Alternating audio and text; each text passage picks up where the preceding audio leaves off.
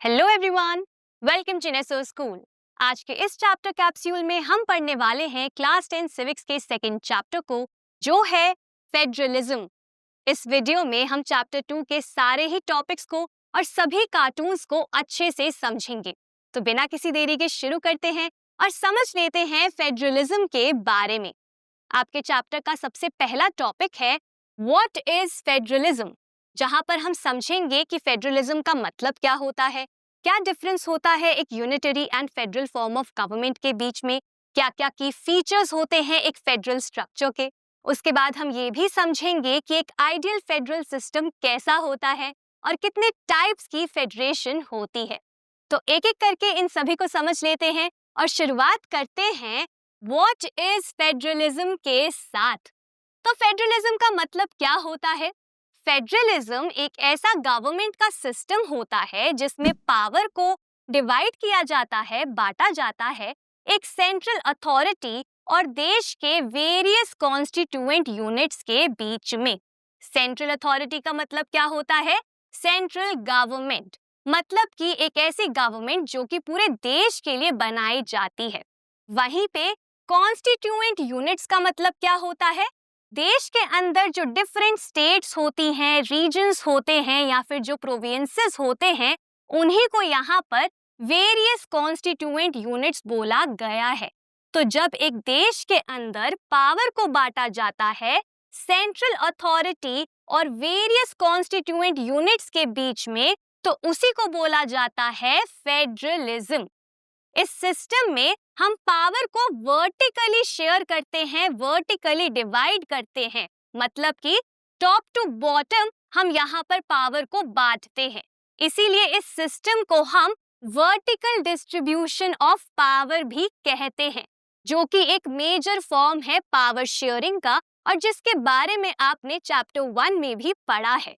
तो इस सिस्टम में वर्टिकली पावर को बांटा जाता है सेंट्रल अथॉरिटी और कॉन्स्टिट्यूएंट यूनिट्स के बीच में।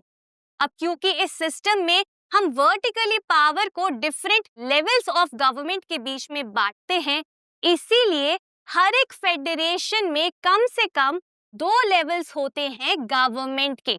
अब यहाँ पर फेडरेशन का मतलब क्या होता है? फेडरेशन का मतलब होता है एक ऐसा सिस्टम जिसमें एक देश के सभी यूनिट्स अग्री करते हैं कि वो पावर को शेयर करेंगे और साथ में मिलकर रहेंगे। तो उसी सिस्टम को हम कहते हैं फेडरेशन। तो हर एक फेडरेशन में एटलीस्ट 2 लेवल्स होते हैं गवर्नमेंट के, जिनके बीच में पावर्स को बांटा जाता है। सबसे पहला लेवल होता है एंटायर कंट्री के लिए, जिसे हम कहते हैं सेंट्रल अथॉरिटी, और दूसरा लेवल होता है प्रोविंसेस या फिर स्टेट्स के लिए, जिसे हमने यहाँ पर कहा कॉन्स्टिट्यूएंट यूनिट्स। तो हर एक फेडरेशन में कितने लेवल्स होते हैं? कम से कम 2 लेवल्स होते हैं गवर्नमेंट के, जिनके बीच में पावर को बांटा जाता है। अब आम तौर पर तो हर फेडरेशन में 2 ही लेवल्स होते हैं गवर्नमेंट के, लेकिन कुछ फेडरेशंस ऐसी भी होती हैं जहां पर 2 से ज्यादा लेवल्स भी होते हैं गवर्नमेंट के। फॉर एग्जाम्पल इंडिया में एक 3rd लेवल भी है गवर्नमेंट का, जिसे हम कहते हैं लोकल गवर्नमेंट, जिसके बारे में हम इस चैप्टर में ही पढ़ेंगे। अब एक फेडरेशन में जो लेवल्स होते हैं गवर्नमेंट के, उनके पास अपनी खुद की पावर्स होती हैं जो कि इंडिपेंडेंट होती हैं और सेपरेट होती हैं। इसका मतलब क्या हुआ? इसका मतलब ये हुआ कि कोई भी एक लेवल ऑफ गवर्नमेंट दूसरे लेवल ऑफ गवर्नमेंट की पावर्स में इंटरफेयर नहीं कर सकता है, मतलब कि दखल नहीं दे सकता है। इसीलिए यहाँ पर भी जो दोनों लेवल्स होते हैं गवर्नमेंट के, वो एंजॉय करते हैं अपनी पावर्स को इंडिपेंडेंट ऑफ द अदर। तो फेडरलिज्म का मतलब क्या होता है? एक ऐसा सिस्टम गवर्नमेंट का जिसमें हम वर्टिकली पावर को बांटते हैं सेंट्रल अथॉरिटी और वेरियस कॉन्स्टिट्यूएंट यूनिट्स के बीच में, और हर एक फेडरेशन में इसीलिए एटलीस्ट 2 लेवल्स होते हैं गवर्नमेंट के, एक लेवल पूरे देश के लिए और दूसरा लेवल प्रोविंसेस या फिर स्टेट्स के लिए। और यहाँ पर हर एक लेवल अपनी खुद की पावर्स को, रिस्पॉन्सिबिलिटीज को एंजॉय करता है इंडिपेंडेंट ऑफ द अदर। तो आई होप आप सभी को फेडरलिज्म का मतलब यहाँ पर समझ आ गया होगा। अब चलिए आगे बढ़ते हैं और आपके चैप्टर में यहाँ पर जो बेल्जियम और श्रीलंका का एक छोटा सा रिकैप दिया गया है, इसे भी समझ लेते हैं। हमने चैप्टर 1 में पढ़ा था बेल्जियम एंड श्रीलंका के केस स्टडी के बारे में।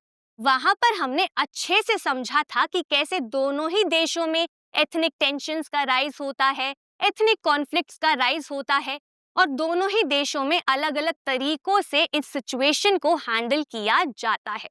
बेल्जियम में हमने क्या पढ़ा था कि बेल्जियम में गवर्नमेंट एक यूनिटरी फॉर्म से शिफ्ट हो जाती है to a federal form of government. मतलब कि बेल्जियम पहले एक यूनिटरी सिस्टम को फॉलो करता था, लेकिन फिर उस सिस्टम को बदला गया कॉन्स्टिट्यूशन में चेंजेस के थ्रू और फिर बेल्जियम बन गया एक फेडरल सिस्टम जहां पर गवर्नमेंट्स के साथ पावर को शेयर किया गया। यूनिटरी का मतलब क्या होता है? एक ऐसा सिस्टम जहां पर सिर्फ एक ही लेवल के पास सबसे ज्यादा पावर्स होती हैं। मतलब कि एक ही लेवल होता है गवर्नमेंट का जो कि सेंट्रल लेवल होता है, जिनके पास सुप्रीम पावर्स होती हैं। उसी सिस्टम को हम यूनिटरी कहते हैं। तो बेल्जियम में पहले यूनिटरी सिस्टम को ही फॉलो किया जाता था, लेकिन फिर उसके बाद जब एथनिक टेंशंस का राइज हुआ और जब लीडर्स को रियलाइज हुआ कि हमें अकोमोडेट करना होगा डाइवर्सिटीज को, तो उसके बाद 1993 में रीजनल गवर्नमेंट्स के साथ भी पावर्स को शेयर किया गया कॉन्स्टिट्यूशन के थ्रू। मतलब कि कॉन्स्टिट्यूशनल पावर्स दी गई रीजनल गवर्नमेंट्स को बेल्जियम के अंदर, जिसके वजह से एक शिफ्ट आ गया बेल्जियम के सिस्टम में और बेल्जियम बन गया एक फेडरल सिस्टम। वहीं पर अगर हम बात करें श्रीलंका की, तो श्रीलंका में ऐसा नहीं हुआ। श्रीलंका में जो सेंट्रल गवर्नमेंट थी, उन्होंने अपनी पावर्स को शेयर करने से मना कर दिया, रिफ्यूज कर दिया और मेजॉरिटेरियन मेजर्स का सहारा लिया, जिसके वजह से श्रीलंका आज भी एक यूनिटरी सिस्टम को ही फॉलो करता है। लेकिन वहां पर तमिल लीडर्स ये आज भी चाहते हैं कि एक फेडरल सिस्टम को अपनाया जाए और रीजनल या फिर स्टेट गवर्नमेंट्स के साथ भी पावर्स को शेयर किया जाए। तो बेल्जियम हो गया एग्जाम्पल फेडरल सिस्टम का और श्रीलंका हो गया एग्जाम्पल यूनिटरी सिस्टम का। लेकिन आखिर ये यूनिटरी सिस्टम में और फेडरल सिस्टम में क्या-क्या और मेजर डिफरेंसेस हैं? चलिए अब ये समझ लेते हैं। आपके चैप्टर में यहाँ पर यूनिटरी एंड फेडरल सिस्टम के बीच में डिफरेंसेस बताए गए हैं। तो चलिए शुरू करते हैं यूनिटरी वर्सेस फेडरल सिस्टम को और सबसे पहले समझ लेते हैं यूनिटरी सिस्टम के बारे में। जैसा कि मैंने आप सभी को बताया, यूनिटरी सिस्टम में सिर्फ एक ही लेवल होता है गवर्नमेंट का और वो लेवल होता है सेंट्रल लेवल। मतलब कि एक यूनिटरी सिस्टम में जो सेंट्रल गवर्नमेंट होती है वही सबसे ज्यादा पावरफुल होती है। आमतौर पर यूनिटरी सिस्टम में और स्टेट गवर्नमेंट्स एग्जिस्ट नहीं करती हैं, लेकिन अगर ये स्टेट गवर्नमेंट्स या फिर रीजनल गवर्नमेंट्स एग्जिस्ट करती भी हैं, तो ये सबऑर्डिनेट होती हैं to the central government. Subordinate का मतलब क्या होता है कि इनका दर्जा हमेशा नीचे होता है टू दी सेंट्रल गवर्नमेंट और इनके पास कोई भी सेपरेट या फिर इंडिपेंडेंट पावर्स नहीं होती हैं, जिसके वजह से ये निर्भर होती हैं, डिपेंडेंट होती हैं सेंट्रल गवर्नमेंट के ऊपर। और इसीलिए सेंट्रल गवर्नमेंट यहाँ पर कोई भी ऑर्डर, कोई भी आदेश दे सकती है प्रोविंशियल या फिर लोकल गवर्नमेंट को। क्यों? क्योंकि ये सबऑर्डिनेट होती हैं, इनका दर्जा नीचे का होता है और इनके पास कोई भी खुद की पावर्स नहीं होती हैं। अगर हम इस सिस्टम में कॉन्स्टिट्यूशन की बात करें, संविधान की बात करें, तो एक यूनिटरी सिस्टम में कॉन्स्टिट्यूशन भी बहुत ज्यादा नम्य होता है, मतलब कि फ्लेक्सिबल होता है। फ्लेक्सिबल होने का मतलब यहाँ पर क्या हुआ कि एक यूनिटरी सिस्टम में कॉन्स्टिट्यूशन को काफी आसानी से बदला जा सकता है सेंट्रल गवर्नमेंट द्वारा। तो आई होप आप सभी को यूनिटरी सिस्टम के बारे में समझ आ गया होगा। चलिए अब कुछ एग्जाम्पल्स देख लेते हैं यूनिटरी सिस्टम के। तो यहाँ पे दो देश हैं, ब्रिटेन एंड फ्रांस, जहां पर यूनिटरी सिस्टम को ही फॉलो किया जाता है। तो यूनिटरी गवर्नमेंट को हमने यहीं पर समझ लिया है। अब आगे बढ़ते हैं और समझ लेते हैं फेडरल सिस्टम के बारे में या फिर फेडरल गवर्नमेंट के बारे में। जैसा कि हम जानते हैं, एक फेडरल सिस्टम में दो या दो से ज्यादा लेवल्स होते हैं गवर्नमेंट के। जैसा मैंने आपको अभी बताया था कि हर एक फेडरेशन में एटलीस्ट दो लेवल्स तो होते ही हैं गवर्नमेंट के, जिनके बीच में पावर्स को बांटा जाता है। इसीलिए एक फेडरल सिस्टम में दो या दो से ज्यादा लेवल्स होते हैं गवर्नमेंट के। और यहाँ पर क्योंकि पावर्स को बांटा जाता है, इसीलिए स्टेट गवर्नमेंट्स के पास खुद की पावर्स होती हैं और उन पावर्स के लिए वो आंसरेबल नहीं होती हैं, मतलब कि वो जवाबदेही नहीं होती हैं टू द सेंट्रल गवर्नमेंट। यहाँ पर स्टेट गवर्नमेंट अपने हिसाब से अपनी पावर्स को एक्सरसाइज कर सकती हैं, इंजॉय कर सकती हैं और वो आंसरेबल नहीं होती हैं टू दी सेंटर। अब यहाँ पर क्योंकि स्टेट गवर्नमेंट के पास अपनी खुद की पावर्स होती हैं, इसीलिए वो सबऑर्डिनेट भी नहीं होती हैं टू द सेंटर। इसी वजह से सेंट्रल गवर्नमेंट कोई भी ऑर्डर पास नहीं कर सकती है यहाँ पे टू दी स्टेट गवर्नमेंट। और अगर हम बात करें कॉन्स्टिट्यूशन की, तो एक फेडरल सिस्टम में कॉन्स्टिट्यूशन आमतौर पर रिजिड होता है, मतलब कि बहुत ज्यादा कठोर होता है। यानी एक फेडरल सिस्टम में हम कॉन्स्टिट्यूशन को आसानी से नहीं बदल सकते, नहीं चेंज कर सकते। फेडरल सिस्टम के भी एग्जाम्पल्स देख लेते हैं। तो यूएसए एंड इंडिया दो ऐसे देश हैं जहां पर फेडरल सिस्टम को फॉलो किया जाता है।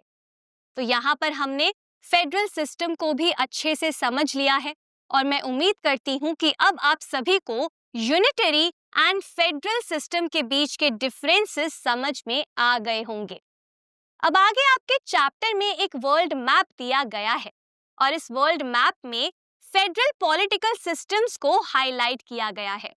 इस मैप में आप जितने भी देशों को रेड कलर से हाईलाइटेड देख रहे हैं, ये वो सब देश हैं जहां पर फेडरल सिस्टम को फॉलो किया जाता है, जैसे कि इंडिया, ऑस्ट्रेलिया, कनाडा, ब्राजील। अब वैसे तो ये टोटल 25 कंट्रीज हैं जहां पर फेडरल पॉलिटिकल सिस्टम को फॉलो किया जाता है, लेकिन इन 25 कंट्रीज में टोटल 40% पॉपुलेशन है पूरे वर्ल्ड की। इसका मतलब क्या हुआ? इसका मतलब ये हुआ कि जो बड़े देश हैं वर्ल्ड के, उन देशों में फेडरल सिस्टम को फॉलो किया जाता है, मतलब कि पावर्स को शेयर किया जाता है अकोमोडेट करने के लिए डाइवर्सिटीज को। तो आई होप अब ये टॉपिक आपको क्लियर हो गया होगा। अब आगे बढ़ते हैं और समझ लेते हैं फेडरलिज्म के की फीचर्स के बारे में। आपके चैप्टर में टोटल 7 की फीचर्स दिए गए हैं फेडरलिज्म के। तो चलिए एक एक करके इन फीचर्स को समझ लेते हैं। सबसे पहला फीचर क्या है फेडरलिज्म का? सबसे पहला फीचर ये है कि एक फेडरल स्ट्रक्चर में दो या दो से ज्यादा लेवल्स होते हैं, मतलब कि टीयर्स होते हैं गवर्नमेंट के। टीयर्स का मतलब क्या होता है? लेवल्स। तो एक फेडरल स्ट्रक्चर में दो या दो से ज्यादा लेवल्स होते हैं गवर्नमेंट के, जिनके बीच में पावर्स को बांटा जाता है। फॉर एग्जाम्पल इंडिया में 3 लेवल्स हैं गवर्नमेंट के, जिनके बीच में पावर्स को शेयर किया जाता है, बांटा जाता है। और यही है सबसे पहला की फीचर फेडरलिज्म का। इसके बाद दूसरा फीचर क्या है फेडरलिज्म का? कि हर एक टीयर के पास अपनी खुद की जुरिस्डिक्शन होती है स्पेसिफिक मैटर्स में। अब यहाँ पर जुरिस्डिक्शन का मतलब क्या होता है? आपके चैप्टर में ग्लॉसरी की मदद से जुरिस्डिक्शन का मीनिंग समझाया गया है। तो चलिए समझ लेते हैं जुरिस्डिक्शन का मतलब। जुरिस्डिक्शन एक ऐसा एरिया होता है जिसके ऊपर किसी की, इस केस में अगर हम बात करें तो डिफरेंट लेवल ऑफ गवर्नमेंट्स की लीगल अथॉरिटी होती है, मतलब कि कानूनी अधिकार होता है। ये एक ऐसा एरिया होता है जिसके विद इन कोई भी अथॉरिटी, कोई भी व्यक्ति या कोई भी गवर्नमेंट अपने कानूनी अधिकार को एक्सरसाइज कर सकता है। लीगल अथॉरिटी का मतलब क्या हुआ? इसका मतलब हुआ लॉज बनाना, कानून को एनफोर्स करना, मतलब कि लागू करना। तो एक ऐसा एरिया जिसके ऊपर किसी की लीगल अथॉरिटी होती है, उसी को हम जुरिस्डिक्शन कहते हैं। अब ये जो एरिया होता है, इस एरिया को दो तरीकों से डिफाइन किया जाता है। सबसे पहले ज्योग्राफिकल बाउंड्रीज के थ्रू, मतलब कि भौगोलिक सीमाओं के थ्रू, और उसके बाद सर्टेन काइंड्स ऑफ सब्जेक्ट्स के थ्रू, मतलब कि कुछ विषयों के थ्रू। फॉर एग्जाम्पल, हमारे देश का एक स्टेट उत्तर प्रदेश। अब उत्तर प्रदेश की जो राज्य सरकार है, जो स्टेट गवर्नमेंट है, वो सिर्फ उत्तर प्रदेश की बाउंड्रीज के अंदर रहकर ही अपनी लीगल अथॉरिटी को एक्सरसाइज कर सकती है। मतलब वो सिर्फ उत्तर प्रदेश के अंदर ही कानून बना सकती है और कानून को इम्प्लीमेंट भी कर सकती है, लेकिन उत्तर प्रदेश के बाहर नहीं। साथ ही साथ ये राज्य सरकार सिर्फ उन्हीं सब्जेक्ट्स के ऊपर, सिर्फ उन्हीं मैटर्स के ऊपर लॉज बना सकती है जो हमारे देश के स्टेट लिस्ट में दिए गए हैं। तो इसी को कहते हैं जुरिस्डिक्शन, एक ऐसा एरिया जिसके विद इन रहकर ही लीगल अथॉरिटी को एक्सरसाइज किया जा सकता है। तो अब आई होप आप सभी को जुरिस्डिक्शन का मतलब समझ में आ गया होगा। तो चलिए वापस चलते हैं हमारे सेकंड फीचर के तरफ। यहाँ पर हमने क्या पढ़ा था कि हर एक टीयर के पास अपनी खुद की जुरिस्डिक्शन होती है स्पेसिफिक मैटर्स में। कौन कौन से स्पेसिफिक मैटर्स में? लेजिस्लेशन मतलब कि कानून बनाना, टैक्सेशन मतलब कि टैक्सेस लगाना, और एडमिनिस्ट्रेशन मतलब कि प्रशासन। तो इन सभी स्पेसिफिक मैटर्स से रिलेटेड इन सब के पास अपनी खुद की पावर्स होती हैं, खुद की जुरिस्डिक्शंस होती हैं, और यही है सेकंड फीचर फेडरलिज्म का। इसके बाद बढ़ते हैं थर्ड फीचर के तरफ। कॉन्स्टिट्यूशन में, मतलब कि एक फेडरल सिस्टम के कॉन्स्टिट्यूशन में, संविधान में हमेशा डिफाइन करी जाती हैं, स्पेसिफाई करी जाती हैं हर एक लेवल की पावर्स। मतलब कि कौन सा लेवल कौन सी पावर्स को एक्सरसाइज करेगा, ये प्रॉपरली लिखा जाता है, डिफाइन किया जाता है कॉन्स्टिट्यूशन में। और इसी वजह से ये जो डिफरेंट लेवल्स होते हैं, इनकी एग्जिस्टेंस मतलब कि इनकी मौजूदगी और इनकी जो अथॉरिटी है, इनका जो कंट्रोल है, वो कॉन्स्टिट्यूशनली गारंटीड हो जाता है, मतलब कि संवैधानिक रूप से निश्चित हो जाता है। और यही एक इम्पॉर्टेंट फीचर है फेडरलिज्म का। इसके बाद फोर्थ फीचर क्या होता है कि जो फंडामेंटल प्रोविजंस होते हैं हमारे कॉन्स्टिट्यूशन के, मतलब कि जो मौलिक प्रावधान होते हैं हमारे संविधान के, उनको यूनिलेटरली का मतलब क्या होता है कि कोई भी सिंगल हैंडेडली, मतलब कोई भी अकेले उन प्रोविजंस को हमारे देशों में नहीं बदल सकता है, उन देशों में नहीं बदल सकता है जहां पर फेडरल स्ट्रक्चर को फॉलो किया जाता है। तो कॉन्स्टिट्यूशन में दिए गए फंडामेंटल प्रोविजंस को यूनिलेटरली कोई भी एक लेवल गवर्नमेंट का चेंज नहीं कर सकता है, नहीं बदल सकता है। ये एक काफी इंपॉर्टेंट फीचर है फेडरलिज्म का। अब बढ़ते हैं फिफ्थ फीचर के तरफ। यहाँ पर क्या लिखा है कि एक फेडरल सिस्टम में जो कोर्ट्स होते हैं वो इंटरप्रेट कर सकते हैं, वो व्याख्या कर सकते हैं कॉन्स्टिट्यूशन में दिए गए प्रावधानों की और हर एक लेवल के पावर्स की। मतलब कि यहाँ पे जो कोर्ट्स होते हैं वो कॉन्स्टिट्यूशन में दिए गए प्रोविजंस को भी इंटरप्रेट कर सकते हैं, और जो पावर्स होती हैं हर एक लेवल्स की, उनको भी वो इंटरप्रेट कर सकते हैं, समझ सकते हैं, उनके बारे में सबको समझा भी सकते हैं। और एक फेडरल सिस्टम में जो हाईएस्ट कोर्ट होता है वो एक अंपायर के तरह भी एक्ट करता है। अगर कोई भी डिस्प्यूट हो जाता है, कॉन्फ्लिक्ट हो जाता है डिफरेंट लेवल्स ऑफ गवर्नमेंट के बीच में। अंपायर का मतलब क्या होता है? निर्णायक। मतलब कि यहाँ पे जो हाईएस्ट कोर्ट होता है वो डिसीजन ले सकता है कि कौन सही है, कौन गलत है और क्या किया जाएगा। फॉर एग्जाम्पल, इंडिया में हमारा हाईएस्ट कोर्ट कौन सा है? Supreme court. तो हमारे देश में जो हमारा सुप्रीम कोर्ट है वो एक अंपायर की तरह एक्ट करता है जब कोई भी डिस्प्यूट हो जाता है गवर्नमेंट्स के बीच में। अब इसके बाद देख लेते हैं अगला फीचर फेडरलिज्म का, जो कहता है कि हर एक लेवल ऑफ गवर्नमेंट का जो सोर्स होगा रेवेन्यू का, उसे भी मेंशन किया जाएगा कॉन्स्टिट्यूशन में। तो संविधान में, कॉन्स्टिट्यूशन में सोर्सेज ऑफ रेवेन्यू को भी क्लियरली स्पेसिफाई किया जाता है फाइनेंशियल ऑटोनॉमी को इंश्योर करने के लिए। सोर्सेज ऑफ रेवेन्यू का मतलब क्या होता है कि क्या जरिए होंगे जिनके थ्रू रेवेन्यू को मतलब कि टैक्स को कलेक्ट किया जाएगा। तो हर एक लेवल किस तरीके के टैक्स को लगा सकता है, कैसे टैक्सेस को कलेक्ट कर सकता है, ये भी लिखा जाता है कॉन्स्टिट्यूशन में। क्यों लिखा जाता है? फाइनेंशियल ऑटोनॉमी को इंश्योर करने के लिए। फाइनेंशियल ऑटोनॉमी का मतलब क्या होता है? आर्थिक रूप से आजादी देने के लिए, ताकि कोई भी एक लेवल किसी दूसरे लेवल के ऊपर डिपेंडेंट ना रहे और अपनी रिस्पॉन्सिबिलिटीज को अच्छे से निभा सके। इसीलिए यहाँ पे फाइनेंशियल ऑटोनॉमी को इंश्योर किया जाता है और सोर्सेज ऑफ रेवेन्यू को मेंशन किया जाता है, स्पेसिफाई किया जाता है कॉन्स्टिट्यूशन में। इसके बाद आखिरी की फीचर क्या होता है फेडरलिज्म का? कि फेडरल सिस्टम के दो ऑब्जेक्टिव्स होते हैं, दो गोल्स होते हैं।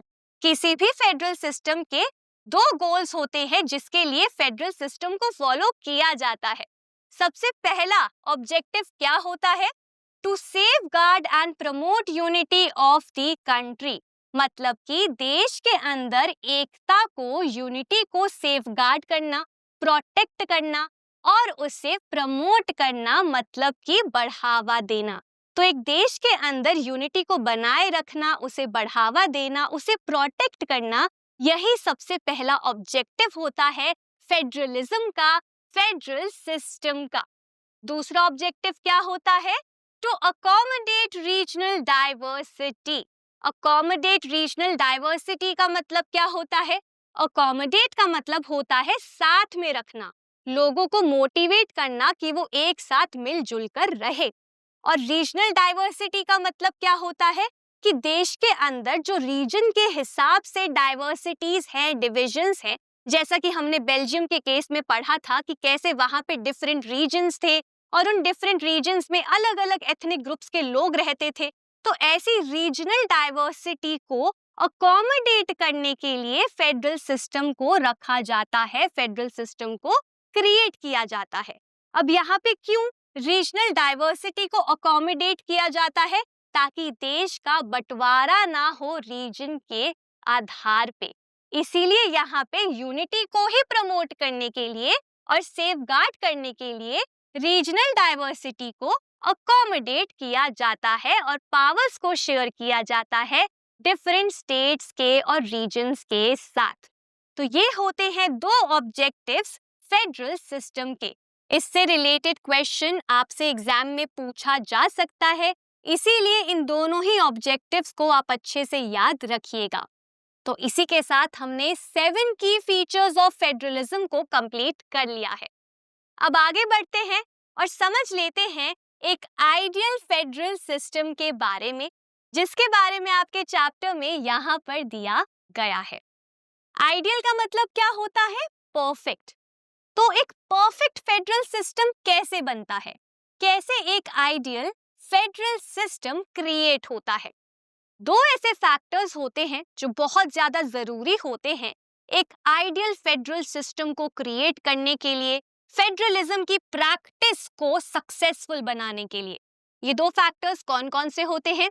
सबसे पहले agreement to live together. Agreement का मतलब क्या होता है?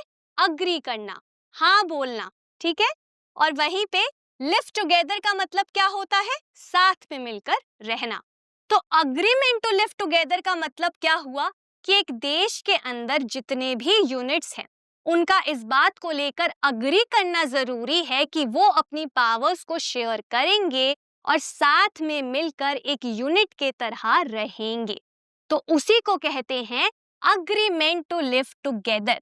तो अगर हमें एक आइडियल फेडरल सिस्टम को क्रिएट करना है, अगर हमें फेडरलिज्म की प्रैक्टिस को सक्सेसफुल बनाना है, तो उसके लिए सबसे ज्यादा जरूरी बात क्या है कि सबसे पहले तो देश के अंदर जितने भी यूनिट्स हैं वो अग्री करें कि हम पावर को शेयर करेंगे और साथ में मिलकर रहेंगे।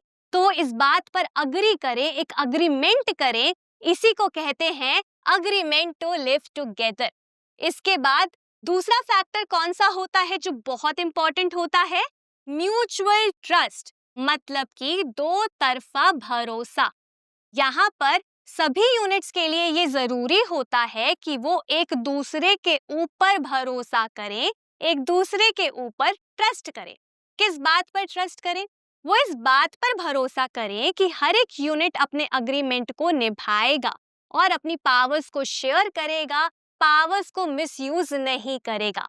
जब तक यूनिट्स और स्टेट्स या फिर रीजन्स एक दूसरे पर भरोसा नहीं करेंगे, तब तक वो पावर्स को प्रॉपर्ली शेयर नहीं कर पाएंगे और लगातार इंटरफेयर करते रहेंगे एक दूसरे की रिस्पॉन्सिबिलिटीज में और पावर्स में।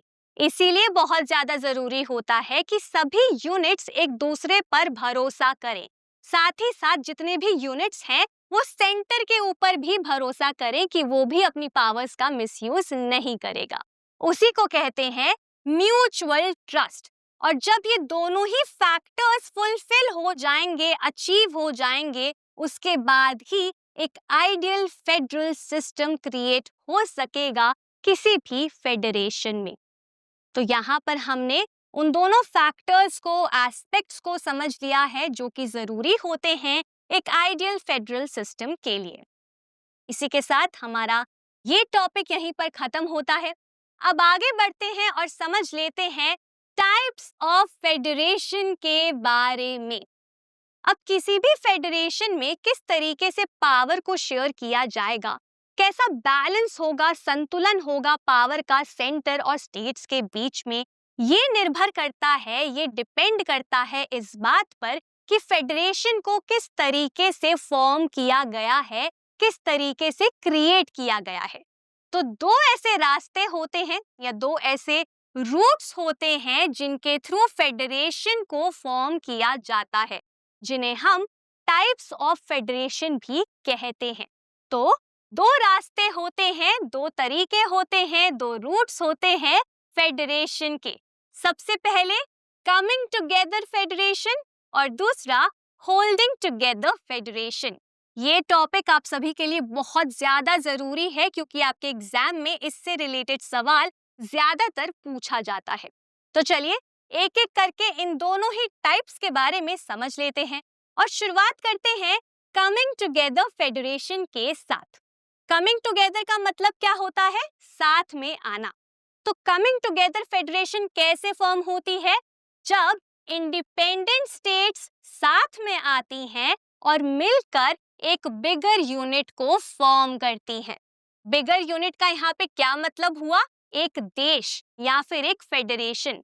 तो जब कई सारे इंडिपेंडेंट स्टेट्स मतलब कि स्वतंत्र राज्य जब साथ में आ जाते हैं और मिलकर अपनी पावर्स को शेयर करते हैं और एक बिगर यूनिट को, एक फेडरेशन को, एक देश को फॉर्म करते हैं, तो उसी को कहा जाता है कमिंग टुगेदर फेडरेशन।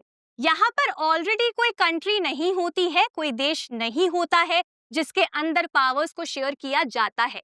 यहाँ पर अलग अलग स्टेट्स होती हैं जिनके पास अपनी खुद की पावर्स होती हैं, खुद की डिसीजन मेकिंग शक्तियां इन सबके पास होती हैं, लेकिन फिर भी ये सभी स्टेट्स साथ में आती हैं और फिर मिलकर ये एक देश को बनाती हैं, मिलकर ये एक बिगर यूनिट को फॉर्म करती हैं और उसी को हम कमिंग टुगेदर फेडरेशन कहते हैं।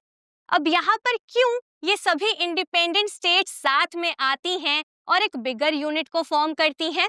अपनी सिक्योरिटी को इंक्रीज करने के लिए, बढ़ाने के लिए, मतलब कि अपनी सुरक्षा को बढ़ाने के लिए ये सभी इंडिपेंडेंट स्टेट्स साथ में आती हैं और एक बिगर यूनिट को फॉर्म कर लेती हैं। कैसे ये अपनी सिक्योरिटी को इंक्रीज करती हैं? इन सबको इस बात का रियलाइजेशन हो जाता है कि अकेले हम कमजोर हैं, लेकिन अगर हम सब मिलकर एक देश को बना लेंगे, एक बिगर यूनिट को फॉर्म कर लेंगे, तो हम ज्यादा स्ट्रॉन्ग बन जाएंगे। इसीलिए यहाँ पे ये सभी अपनी सिक्योरिटी को इंक्रीज करने के लिए साथ में आ जाती हैं और अपनी सॉवरेनिटी को पूल कर देती हैं। सॉवरेनिटी को पूल करने का मतलब क्या हुआ? पूलिंग का मतलब होता है मिलाना और सॉवरेनिटी का मतलब क्या होता है? कुछ इंडिपेंडेंट पावर्स एंड राइट्स। तो यहाँ पे ये जो स्टेट्स होती हैं ये अपनी कुछ पावर्स, कुछ राइट्स को पूल कर देती हैं, एक दूसरे के राइट्स एंड पावर्स के साथ मिला देती हैं और फिर ये एक सेंटर को खुद से क्रिएट करती हैं और फिर सेंटर के साथ उन पावर्स को ये शेयर कर देती हैं। और साथ ही साथ ये सभी इंडिपेंडेंट स्टेट्स अपनी आइडेंटिटी को, अपनी पहचान को भी रिटेन करती है, मतलब कि बरकरार रखती हैं। तो जो भी इनकी रीजनल आइडेंटिटी है या फिर जो भी इनकी कल्चरल आइडेंटिटी है, उन सभी आइडेंटिटीज को ये अपने साथ रखती है, लेकिन अपनी पावर्स को, अपने कुछ राइट्स को यहाँ पे ये पूल कर देती हैं और सेंटर को क्रिएट कर देती हैं। तो यहाँ पे क्या होता है, इंडिपेंडेंट स्टेट साथ में आती हैं, एक बिगर यूनिट को फॉर्म करती हैं, अपनी कुछ पावर्स को ये पूल करती हैं और सेंटर को क्रिएट करती हैं, जिसके बाद सेंटर के साथ ही अपनी पावर्स को शेयर कर लेती हैं। उसी को हम कहते हैं कमिंग टुगेदर फेडरेशन। अब ऐसे फेडरेशन में पावर शेयरिंग कैसे होता है, मतलब ऐसे फेडरेशन में पावर का बैलेंस कैसा होता है। यहाँ पर जितना स्ट्रॉन्ग सेंटर होता है, मतलब कि जितनी पावर्स यहाँ पर फेडरल गवर्नमेंट के पास होती हैं, उतनी ही पावर्स स्टेट के पास भी होती हैं। तो यहाँ पर जो भी कॉन्स्टिट्यूएंट स्टेट्स होती हैं, वो उतनी ही इक्वली पावरफुल होती हैं, स्ट्रॉन्ग होती हैं, जितनी की फेडरल गवर्नमेंट। और ऐसा क्यों? क्योंकि ये स्टेट्स मिलकर ही फेडरल गवर्नमेंट को फॉर्म करती हैं और अपनी पावर्स फेडरल गवर्नमेंट को देती हैं। इसीलिए इनके बीच में पावर्स इक्वली डिस्ट्रीब्यूटेड होती हैं। इनफैक्ट स्टेट्स के बीच में भी इक्वली पावर को डिस्ट्रीब्यूट किया जाता है, क्योंकि ये सभी स्टेट्स अपनी इक्वल पावर्स को ही पूल करती हैं। तो कमिंग टुगेदर फेडरेशन में बैलेंस ऑफ पावर इक्वल होता है, सेंटर और स्टेट के बीच में इक्वली पावर्स को डिस्ट्रीब्यूट किया जाता है। तो आई होप आप सभी को कमिंग टुगेदर फेडरेशन क्लियर हो गया होगा। अब चलिए कमिंग टुगेदर फेडरेशन के एग्जाम्पल्स देख लेते हैं। तो यूएसए, स्विट्जरलैंड एंड ऑस्ट्रेलिया, ये तीन ऐसे देश हैं जहां पर कमिंग टुगेदर फेडरेशन के रूट को ही अपनाया गया है, मतलब कि इन तीनों ही देशों को इस तरीके से ही फॉर्म किया गया है। यहाँ पर सभी स्टेट्स ने मिलकर इन देशों को क्रिएट किया है और पावर को शेयर किया है। तो यहाँ पे हमने कमिंग टुगेदर फेडरेशन को समझ लिया है। अब आगे बढ़ते हैं और समझ लेते हैं होल्डिंग टुगेदर फेडरेशन के बारे में। होल्डिंग टुगेदर का मतलब क्या होता है? जोड़े रखना।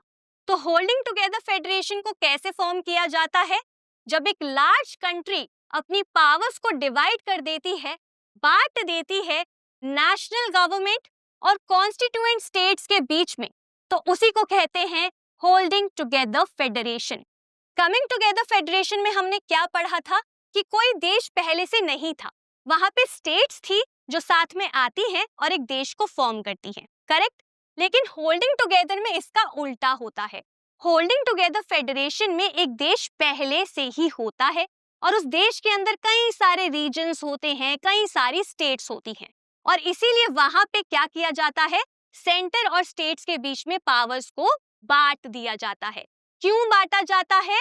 सभी को जोड़े रखने के लिए, ताकि सभी यूनिट्स, सभी स्टेट्स एक ही देश का हिस्सा बने रहे, ताकि देश के अंदर यूनिटी बनी रहे। इसीलिए यहाँ पे पावर्स को शेयर कर दिया जाता है सेंटर और स्टेट्स के बीच में। इसीलिए इस फेडरेशन को हम कहते हैं होल्डिंग टुगेदर फेडरेशन। अब क्योंकि इस फेडरेशन में कोशिश करी जाती है कि सभी यूनिट्स साथ में रहे, इसीलिए यहाँ पे बैलेंस ऑफ पावर थोड़ा डिफरेंट होता है। होल्डिंग टुगेदर फेडरेशन में सेंटर के पास आमतौर पर ज्यादा पावर्स होती हैं as compare to the states. तो एक ऐसी फेडरेशन में सेंट्रल गवर्नमेंट ज्यादा पावरफुल होती है as compared to the states. और ऐसा क्यों किया जाता है? ताकि कोई भी स्टेट अलग होने की बात ना करे। इसीलिए यहाँ पे सेंटर को ज्यादा स्ट्रॉन्ग बनाया जाता है। और अगर हम बात करें स्टेट्स के बीच की, तो यहाँ पे जो स्टेट्स होती हैं, इनके बीच में भी अनइक्वल डिस्ट्रीब्यूशन होता है पावर्स का। तो यहाँ पे कुछ स्टेट्स होती हैं जिनके पास स्पेशल पावर्स होती हैं, मतलब जिनके पास कुछ विशेष अधिकार होते हैं या विशेष दर्जा होता है। वहीं पे कुछ स्टेट्स ऐसी होती हैं जिनके पास कम पावर्स होती हैं। तो स्टेट्स के बीच में भी यहाँ पर अनइक्वल डिस्ट्रीब्यूशन होता है पावर्स का। और ऐसा क्यों किया जाता है? ताकि सभी स्टेट्स मिलकर एक ही देश के अंदर रहे। इसीलिए कुछ स्टेट्स को शामिल करने के लिए, साथ में रखने के लिए, प्रोटेक्ट करने के लिए स्पेसिफिक स्टेट्स को पावर्स दे दी जाती हैं, स्पेशल दर्जा दे दिया जाता है ताकि सभी लोग मिलकर एक देश का हिस्सा बने रहें। तो एक होल्डिंग टुगेदर फेडरेशन में ऑलरेडी एक बड़ी कंट्री होती है जिसके अंदर पावर को बांट दिया जाता है स्टेट्स और नेशनल गवर्नमेंट के बीच में, और ऐसी फेडरेशन में सेंटर ज्यादा पावरफुल होता है और स्टेट्स के बीच में भी अनइक्वल डिस्ट्रीब्यूशन होता है पावर का। अब यहाँ पर होल्डिंग टुगेदर फेडरेशन के एग्जांपल्स देख लेते हैं। तो स्पेन, इंडिया एंड बेल्जियम, ये 3 ऐसे देश हैं जो कि होल्डिंग टुगेदर फेडरेशन के ही एग्जाम्पल्स हैं। तो आई होप आप सभी को होल्डिंग टुगेदर फेडरेशन के बारे में भी अच्छे से समझ आ गया होगा और ये दोनों ही टाइप्स फेडरेशन के आप सभी को क्लियर हो गए होंगे।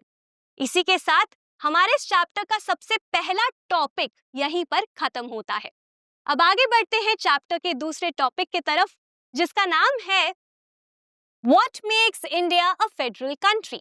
इस टॉपिक में हम समझेंगे उन फीचर्स के बारे में जिसके वजह से हम ये कह सकते हैं कि इंडिया भी एक फेडरल कंट्री है। लेकिन इससे पहले हम उन फीचर्स को समझें। आपके चैप्टर में यहाँ पर एक बैकग्राउंड दिया गया है इंडिया के बारे में, तो पहले इस बैकग्राउंड को समझ लेते हैं। हमने बेल्जियम और श्रीलंका के केस में ये समझा था कि कैसे वो दोनों ही देश बहुत छोटे थे, वहां पे काफी कम डाइवर्सिटीज थी, लेकिन फिर भी उन डाइवर्सिटीज को मैनेज करना बहुत ज्यादा मुश्किल था, डिफिकल्ट था। तो आप इमेजिन करिए इंडिया जैसे देश को जहाँ पे इतनी ज्यादा डाइवर्सिटीज है, भाषा के आधार पर, धर्म के आधार पर, रीजन के आधार पर। तो एक इतना बड़ा देश जहाँ पर इतनी सारी आबादी है, जहाँ पे इतनी सारी डाइवर्सिटीज हैं, ऐसे देश को मैनेज करना कितना ज्यादा डिफिकल्ट रहा होगा। इसीलिए जब हमें इंडिपेंडेंस मिली एक काफी पेनफुल एंड ब्लडी पार्टीशन के बाद, एक काफी पेनफुल बंटवारे के बाद, उसके बाद हमारे लीडर्स ने बहुत ज्यादा कोशिश करी कि हम हमारे देश को यूनाइटेड रखें, पीसफुल रखें, और साथ ही साथ इस बात को भी इंश्योर करें कि हमारे देश के सभी यूनिट्स हमारे देश का ही हिस्सा बने रहे। इसीलिए इंडिपेंडेंस के बाद हमारे लीडर्स ने कई सारी प्रिंसली स्टेट से रिक्वेस्ट करी, उनको कन्विंस किया, उनके साथ समझौते किए ताकि वो सभी प्रिंसली स्टेट्स हमारे देश का ही एक हिस्सा बने। क्योंकि उस समय प्रिंसली स्टेट्स के पास ये ऑप्शन था कि या तो वो इंडिया का पार्ट रह सकते थे, या फिर वो पाकिस्तान का भी हिस्सा बन सकते थे, या फिर उनके पास ये भी ऑप्शन था कि वो एक इंडिपेंडेंट कंट्री भी बन सकते थे। इसीलिए हमारे लीडर्स ने बहुत ज्यादा कोशिश करी कि इन सभी स्टेट्स को इंडिया का ही पार्ट बनाया जाए ताकि हमारा देश और भी ज्यादा ना बट जाए। इसी के साथ साथ हमारे कॉन्स्टिट्यूशन में यूनिटी को, एकता को दर्शाने के लिए, रिफ्लेक्ट करने के लिए ये भी डिक्लेयर किया गया कि इंडिया मतलब कि भारत एक यूनियन है स्टेट्स का। यूनियन ऑफ स्टेट्स का मतलब क्या है कि हमारा ये जो देश है ये स्टेट्स के मिलने से बना है, उनके जुड़ने से बना है। हमारा देश एक यूनियन है, किसका? स्टेट्स का। इसीलिए यूनिटी को दर्शाने के लिए इंडिया के लिए क्या यूज किया गया? यूनियन ऑफ स्टेट्स को। इससे रिलेटेड क्वेश्चन आपके एग्जाम में आपसे पूछा जा सकता है, इसीलिए यूनियन ऑफ स्टेट्स ये टर्म आप याद रखिएगा। तो हमारे कॉन्स्टिट्यूशन में लीडर्स ने यूनिटी को रिफ्लेक्ट करने के लिए इंडिया को यूनियन ऑफ स्टेट्स बोला ताकि कोई भी स्टेट हमारे देश से अलग होने की बात ना कर सके। हमने साथ ही साथ हमारे देश के अंदर फेडरलिज्म के प्रिंसिपल्स को भी फॉलो किया, फीचर्स को भी अपनाया ताकि हम पावर्स को अच्छे तरीके से शेयर कर सके और कॉन्फ्लिक्ट को, बंटवारे को हमारे देश के अंदर अवॉइड कर सके। हालांकि हमने हमारे कॉन्स्टिट्यूशन के अंदर फेडरेशन शब्द का इस्तेमाल कहीं पर भी नहीं किया, लेकिन हम फेडरलिज्म को प्रैक्टिस करते हैं, फेडरल स्ट्रक्चर को भी हम फॉलो करते हैं। तो यहाँ पर हमने इंडिया के बैकग्राउंड को समझ लिया है। तो अब आगे बढ़ते हैं और उनकी फीचर्स को समझ लेते हैं जो कि इंडिया को भी एक फेडरल देश बनाता है। आपके चैप्टर में 7 इंडियाज की फेडरल फीचर्स दिए गए हैं, तो एक एक करके इन सभी फीचर्स को समझ लेते हैं। सबसे पहला की फीचर यहाँ पे क्या है? 3 tier सिस्टम ऑफ गवर्नमेंट। मतलब हमारे देश में 3 लेवल्स हैं गवर्नमेंट के जिनके बीच में पावर्स को बांटा गया है। ओरिजिनली हमारे कॉन्स्टिट्यूशन में सिर्फ 2 ही लेवल्स थे गवर्नमेंट के, मतलब कि पहले हमारे देश में 2 टियर सिस्टम था गवर्नमेंट का, जहां पर सेंटर और स्टेट के बीच में ही पावर्स को बस बांटा जाता था। लेकिन फिर हमारे लीडर्स को ये रियलाइज हुआ कि हमारा देश बहुत ज्यादा बड़ा है, हमारे देश की आबादी भी बहुत ज्यादा है, हमारे देश में कई सारे छोटे छोटे गांव हैं, छोटे छोटे कस्बे हैं, जहां तक पावर को पहुंचाना बहुत ज्यादा जरूरी है लोकल लेवल के इश्यूज को सॉल्व करने के लिए। इसीलिए बाद में हमारे कॉन्स्टिट्यूशन में एक थर्ड टीयर को भी ऐड किया गया, एक थर्ड लेवल को ऐड किया गया, जिसे हम कहते हैं लोकल गवर्नमेंट। और लोकल गवर्नमेंट में फिर पंचायत एंड म्युनिसिपैलिटीज को फॉर्म किया गया। क्यों फॉर्म किया गया? ताकि लोकल लेवल तक भी पावर हमारे देश में पहुंच सके। तो पहले हमारे देश में 2 टियर सिस्टम को फॉलो किया जाता था, लेकिन फिर बाद में एक थर्ड टियर को भी ऐड किया गया। और हमारे देश में हर एक लेवल के पास अपनी खुद की जुरिस्डिक्शन है, खुद की सेपरेट पावर्स है, जिन्हें वो एंजॉय करते हैं। और इसीलिए ये सबसे पहला फेडरल फीचर है इंडिया का। अब समझ लेते हैं दूसरे फीचर के बारे में, जो है distribution of legislative powers. Legislative powers का मतलब क्या होता है? कानून बनाने की पावर। हमारे देश में वैसे तो सभी लेवल्स के पास डिफरेंट पावर्स हैं, डिफरेंट फंक्शंस उनमें डिवाइड किए गए हैं, लेकिन अगर हम बात करें लेजिस्लेटिव पावर्स की, तो लेजिस्लेटिव पावर्स हमारे देश में सिर्फ सेंट्रल एंड स्टेट गवर्नमेंट्स के पास ही है। हमारे देश के अंदर लोकल गवर्नमेंट कानून नहीं बना सकती है। अगर लोकल लेवल पर कोई इशू है जिस पर कानून बनाना है, जिस पे कोई लॉ बनाना है, तो स्टेट गवर्नमेंट वो कानून बनाएगी, ठीक है। लेकिन लोकल गवर्नमेंट के पास कोई भी अधिकार नहीं है, पावर नहीं है कि वो लॉ बना सके, कानून बना सके। ये लेजिस्लेटिव पावर सिर्फ सेंटर एंड स्टेट्स के पास ही है। वैसे हमारे देश में सभी टियर्स के पास अपनी खुद की जुरिस्डिक्शन है, पावर्स है, फंक्शंस है, लेकिन लेजिस्लेटिव पावर्स सिर्फ सेंटर एंड स्टेट के पास ही है। अब ये जो लेजिस्लेटिव पावर्स है, इन्हें कैसे डिस्ट्रीब्यूट किया गया है, कैसे बांटा गया है? हमारे कॉन्स्टिट्यूशन के आर्टिकल 246 में ये लिखा गया है कि हमारे देश के अंदर 3-fold डिस्ट्रीब्यूशन होगा लेजिस्लेटिव पावर्स का between the union government and state governments. 3-fold distribution का मतलब क्या हुआ कि 3 भागों में हमारे देश में लेजिस्लेटिव पावर्स को बांटा गया है, यूनियन गवर्नमेंट मतलब कि central government and state governments के बीच में। और कैसे बांटा गया है? 7th शेड्यूल के थ्रू। तो आर्टिकल 246 में इस बात को एस्टैब्लिश किया गया है कि 3 तरीकों से 3 फोल्ड में डिस्ट्रीब्यूट करी जाएंगी लेजिस्लेटिव पावर्स। और फिर उसके बाद जो 7th शेड्यूल है हमारे कॉन्स्टिट्यूशन का, उसमें उन 3-fold डिस्ट्रीब्यूशन के बारे में लिखा गया है। मतलब कि 7th शेड्यूल में 3 लिस्ट डाली गई हैं, union, state and concurrent list, जिनके थ्रू पावर्स को यहाँ पे बांटा गया है union government and state governments के बीच में। ये आर्टिकल और ये 7th शेड्यूल दोनों ही आपके लिए जरूरी है एमसीक्यू बेस्ड क्वेश्चन के लिए। तो हमारे देश में आर्टिकल 246 के थ्रू ये बोला गया है कि 3 भागों में पावर्स को बांटा जाएगा union government and state governments के बीच में। और फिर 7th शेड्यूल में तीनों लिस्ट के बारे में लिखा गया है जिनके थ्रू पावर्स को बांटा गया है। तो एक एक करके इन तीनों ही लिस्ट को समझ लेते हैं और शुरुआत करते हैं सबसे पहली लिस्ट के साथ, जो है यूनियन लिस्ट। यूनियन लिस्ट में उन सभी सब्जेक्ट्स को, उन सभी मैटर्स को इंक्लूड किया गया है जो हमारे देश के लिए बहुत ज्यादा जरूरी है। मतलब कि जो सब्जेक्ट्स नेशनल इंपॉर्टेंस के हैं उन्हें यूनियन लिस्ट में इंक्लूड किया गया है, जैसे कि defence, foreign affairs, banking and currency. अब इन सभी सब्जेक्ट्स को क्यों इस लिस्ट में डाला गया है? क्योंकि ये ऐसे मैटर्स हैं, ऐसे सब्जेक्ट्स हैं जिनके ऊपर हमें यूनिफॉर्म पॉलिसी की जरूरत है। मतलब ये ऐसे सब्जेक्ट्स हैं जिनके लिए हमें एक यूनिफॉर्म पॉलिसी ही बनानी होती है। यूनिफॉर्म पॉलिसी का मतलब क्या हुआ ऐसी पॉलिसी जो कि पूरे देश भर में इक्वली फॉलो करी जाए।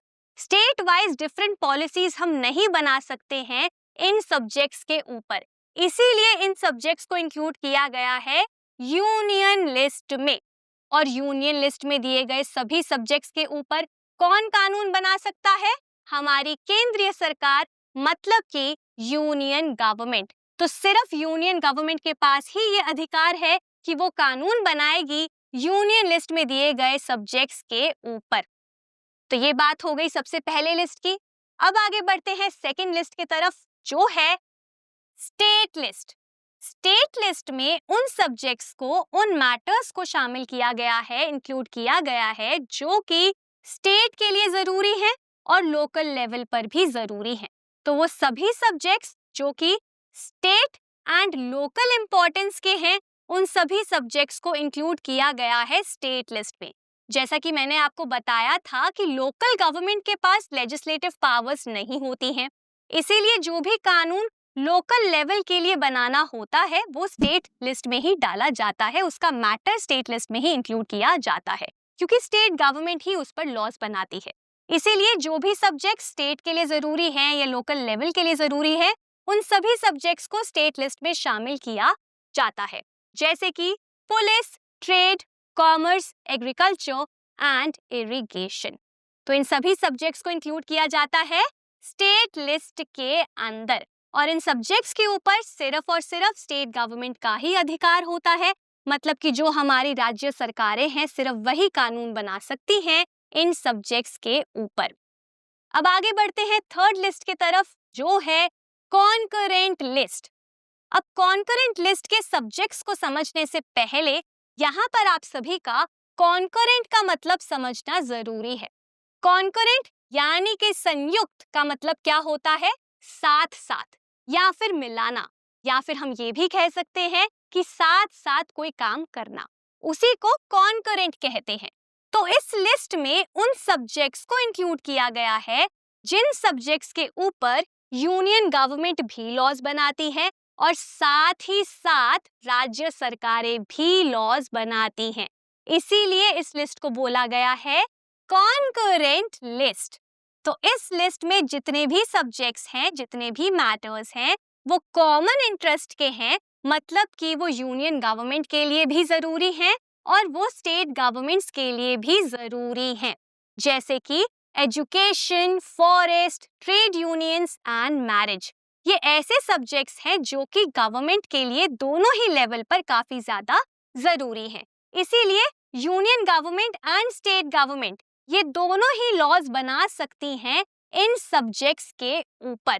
लेकिन यहाँ पर एक ट्विस्ट है, अगर यूनियन गवर्नमेंट और स्टेट गवर्नमेंट के लॉज कॉन्फ्लिक्ट कर जाते हैं, डिस्प्यूट हो जाता है इनके लॉज को लेकर, तो उस सिचुएशन में जो भी लॉ केंद्रीय सरकार ने बनाया होगा, यूनियन गवर्नमेंट ने बनाया होगा, वही लॉ माना जाएगा, मतलब कि वही लॉ यहाँ पर प्रिवेल करेगा। तो अगर लॉज कॉन्फ्लिक्ट हो जाते हैं तो उस केस में यूनियन गवर्नमेंट का लॉ ही हमेशा प्रिवेल करेगा। तो यहाँ पर हमने कॉन्करेंट लिस्ट के बारे में भी समझ लिया है। अब कॉन्स्टिट्यूशन में इन तीनों लिस्ट के अलावा एक और लिस्ट के बारे में दिया गया है, जिसे हम कहते हैं रेसिड्यूरी लिस्ट। अब ये रेसिड्यूरी लिस्ट कौन सी होती है, ये समझने से पहले रेसिड्यूरी का मतलब समझ लेते हैं। रेसिड्यूरी का मतलब होता है बचा हुआ। तो रेसिड्यूरी लिस्ट वो लिस्ट है जिसके अंदर उन सब्जेक्ट्स को डाला गया है जो कि बचे हुए हैं, मतलब कि वो सब्जेक्ट्स जो कि यूनियन, स्टेट या फिर कॉन्करेंट लिस्ट में इंक्लूड नहीं किए गए हैं, उन्हीं मैटर्स को डाला गया है रेसिड्यूरी लिस्ट के अंदर। और इन सभी मैटर्स के ऊपर कौन लॉज बना सकता है? हमारी यूनियन गवर्नमेंट। तो जो हमारी यूनियन गवर्नमेंट है वो रेसिड्यूरी लिस्ट में दिए गए मैटर्स के ऊपर भी लॉज बना सकती है, कानून बना सकती है। ये कौन कौन से सब्जेक्ट्स हैं? जैसे कि cyber laws, computer software and information technology. ये ऐसे सब्जेक्ट्स हैं जो या तो बहुत बाद में आए हैं इसीलिए इन्हें इस लिस्ट में डाला गया है, या फिर ये वो मैटर्स हैं जो कि इन तीनों लिस्ट में नहीं आ सकते थे। इसी वजह से इन सभी मैटर्स को रेसिड्यूरी लिस्ट में डाला गया है, इंक्लूड किया गया है। तो इसी के साथ हमारी रेसिड्यूरी लिस्ट भी यहीं पर खत्म होती है और इसी के साथ हमारा सेकंड फीचर इंडिया के फेडरल स्ट्रक्चर का भी कंप्लीट होता है। अब आगे बढ़ते हैं थर्ड फेडरल फीचर के तरफ, जो है special status for certain states, जिसके बारे में यहाँ पर आपके चैप्टर में दिया गया है। जैसा कि मैंने आप सभी को बताया था कि इंडिया एक होल्डिंग टुगेदर फेडरेशन है और होल्डिंग टुगेदर फेडरेशन में सभी स्टेट्स के पास इक्वल पावर्स नहीं होती हैं। इसीलिए हमारे देश के अंदर मतलब कि इंडियन यूनियन में सभी स्टेट्स के बीच में आइडेंटिकल पावर्स नहीं हैं। आइडेंटिकल पावर्स का मतलब क्या हुआ? सिमिलर पावर्स, सेम पावर्स हमारी सभी स्टेट्स के पास हमारे देश के अंदर नहीं है। ऐसा क्यों? क्योंकि कुछ स्टेट्स हमारे देश में ऐसी हैं जो कि स्पेशल स्टेटस को या स्पेशल पावर्स को एंजॉय करती हैं। स्पेशल स्टेटस का मतलब क्या होता है? विशेष दर्जा। तो कुछ स्टेट्स हमारे देश की ऐसी हैं जो कि स्पेशल स्टेटस को एंजॉय करती हैं या फिर स्पेशल पावर्स को एंजॉय करती हैं। और ऐसा क्यों? क्योंकि ये स्टेट्स ऐसी स्टेट्स हैं जिनको हमें इंक्लूड करना था हमारे देश के अंदर, इसीलिए हमने उनके साथ समझौते किए। या फिर ये स्टेट्स ऐसी हैं जो कि हमारी सिक्योरिटी के लिए, हमारे देश के डिफेंस के लिए बहुत ज्यादा जरूरी है, इसीलिए हम इन स्टेट्स को स्पेशल पावर्स देते हैं। या फिर ये स्टेट्स ऐसी भी हो सकती हैं जहाँ के जो लोग हैं उनका कल्चर बहुत ज्यादा डिफरेंट है, जिसकी वजह से उन्हें एक स्पेशल दर्जा दिया गया है या स्पेशल पावर्स उनको ग्रांट करी गई हैं। आपके चैप्टर में एग्जाम्पल दिया गया है इन्हीं स्टेट्स का और यहाँ पे ये एग्जाम्पल है नॉर्थ ईस्टर्न स्टेट्स का। तो हमारे कॉन्स्टिट्यूशन का एक आर्टिकल है आर्टिकल 371। तो आर्टिकल 371 के अंडर ये चारों ही north eastern states special powers को एंजॉय करती हैं। अब ऐसा नहीं है कि सिर्फ ये 4 स्टेट्स ही स्पेशल पावर्स को एंजॉय करती हैं। हमारे देश में ऐसी टोटल 11 स्टेट्स हैं जिन्हें स्पेशल पावर्स ग्रांट करी गई हैं, लेकिन आपके चैप्टर में सिर्फ इन्हीं का एग्जाम्पल दिया गया है। तो अब ये समझ लेते हैं कि आखिर कौन सी स्पेशल पावर्स ये स्टेट्स एंजॉय करती हैं। सबसे पहले तो जो इंडिजीनियस पीपल्स हैं, इंडिजीनियस पीपल्स का मतलब क्या हुआ? जो मूल निवासी हैं इन सभी स्टेट्स के। मूल निवासियों का मतलब क्या होता है? वो लोग जो कि हमेशा से ही एक रीजन में, एक स्टेट में रहते आए हैं और जो कि नेचुरल रिसोर्सेज पर डिपेंडेंट होते हैं, जिनका ट्रेडिशन, जिनका कल्चर काफी ज्यादा डिफरेंट होता है, उन लोगों को हम यहाँ पर इंडिजीनियस पीपल कहते हैं। तो जो इन स्टेट्स के इंडिजीनियस पीपल हैं, इंडिजीनियस लोग हैं, उनके लैंड राइट्स को, ठीक है, उनके जमीन के अधिकारों को और उनके कल्चर को यहाँ पर प्रोटेक्शन दी जाती है, प्रोटेक्ट किया जाता है। और यही सबसे पहली स्पेशल पावर है जो ये एंजॉय करते हैं। दूसरी स्पेशल पावर क्या है कि गवर्नमेंट के सर्विसेज में इन्हें एम्प्लॉयमेंट में प्रेफरेंस दी जाती है। तो नौकरियों में इन्हें प्रेफरेंस दी जाती है, सरकारी नौकरियों में प्रेफरेंस दी जाती है और ये इनकी दूसरी स्पेशल पावर है। तीसरी स्पेशल पावर क्या है कि जो नॉन परमानेंट इंडियन रेजिडेंट्स हैं, मतलब कि हमारे देश के वो सभी लोग जो कि इन स्टेट से बिलोंग नहीं करते हैं, जो यहाँ पर नहीं रहते हैं, यहाँ के परमानेंट रेजिडेंट्स नहीं हैं, वो सभी इंडियंस इन सारे ही स्टेट्स में जमीन नहीं खरीद सकते और ना ही घर खरीद सकते हैं। तो इन तरीकों से इनके लैंड राइट्स को, इनके लैंड को प्रोटेक्शन दी जाती है। तो ये हैं वो 3 स्पेशल पावर्स जो ये स्टेट्स एंजॉय करती हैं अंडर आर्टिकल 371। आपके एग्जाम में इन स्पेशल पावर्स से रिलेटेड क्वेश्चन पूछा जा सकता है। तो इसी के साथ हमने थर्ड फीचर को भी समझ लिया है। अब आगे बढ़ते हैं फोर्थ फेडरल फीचर के तरफ, जो है यूनियन टेरिटरीज। अब यूनियन टेरिटरीज कौन सी होती हैं? हमारे देश में कुछ टेरिटरीज ऐसी हैं, कुछ एरियाज या फिर कुछ यूनिट्स ऐसे हैं जिनके पास बहुत ही कम पावर है, मतलब यहाँ पर भी अनइक्वल डिस्ट्रीब्यूशन है पावर का। ठीक है, तो कुछ यूनिट्स हमारे देश के ऐसे हैं जिनके पास बहुत ही कम पावर है। अब याद रखिएगा, मैंने यहाँ पर स्टेट नहीं बोला है, यूनिट्स बोला है या फिर टेरिटरीज बोला है। ठीक है, तो कुछ टेरिटरीज या कुछ यूनिट्स हमारे देश के ऐसे हैं जिनके पास बहुत ही कम पावर है और जिनके पास स्टेट का भी दर्जा नहीं है। ये वो एरियाज हैं, वो टेरिटरीज हैं जो कि साइज में या तो इतनी छोटी हैं या फिर पॉपुलेशन में इतनी छोटी हैं कि इनको हम इंडिपेंडेंट स्टेट्स नहीं बना पाए, और साथ ही साथ ना ही हम इन्हें मर्ज कर पाए, मतलब कि मिला पाए किसी भी एग्जिस्टिंग स्टेट के साथ। तो ये वो एरियाज हैं जिनका साइज बहुत छोटा है, जिसकी वजह से हम इन्हें एक स्टेट का दर्जा नहीं दे सकते। साथ ही साथ इनका कल्चर इतना डिफरेंट है या वहाँ पे सिचुएशन इस तरीके की है कि हम उन एरियाज को मर्ज नहीं कर सकते, मिला नहीं सकते किसी और स्टेट के साथ, और इन्हीं एरियाज को बोला जाता है यूनियन टेरिटरीज, जैसे कि चंडीगढ़, लक्षद्वीप या फिर हमारे देश का कैपिटल दिल्ली। ये ऐसे एरियाज हैं जिन्हें यूनियन टेरिटरीज बोला जाता है। यूनियन टेरिटरीज वो टेरिटरीज भी हो सकती हैं जो कि हमारे देश की सुरक्षा के लिए काफी ज्यादा जरूरी है, जिसकी वजह से उन्हें अलग रखा गया है। कुछ टेरिटरीज ऐसी भी हो सकती हैं जहां पर कॉन्फ्लिक्ट हो सकता है, जिसकी वजह से हम उन्हें यूनियन टेरिटरीज कहते हैं, जैसे कि चंडीगढ़।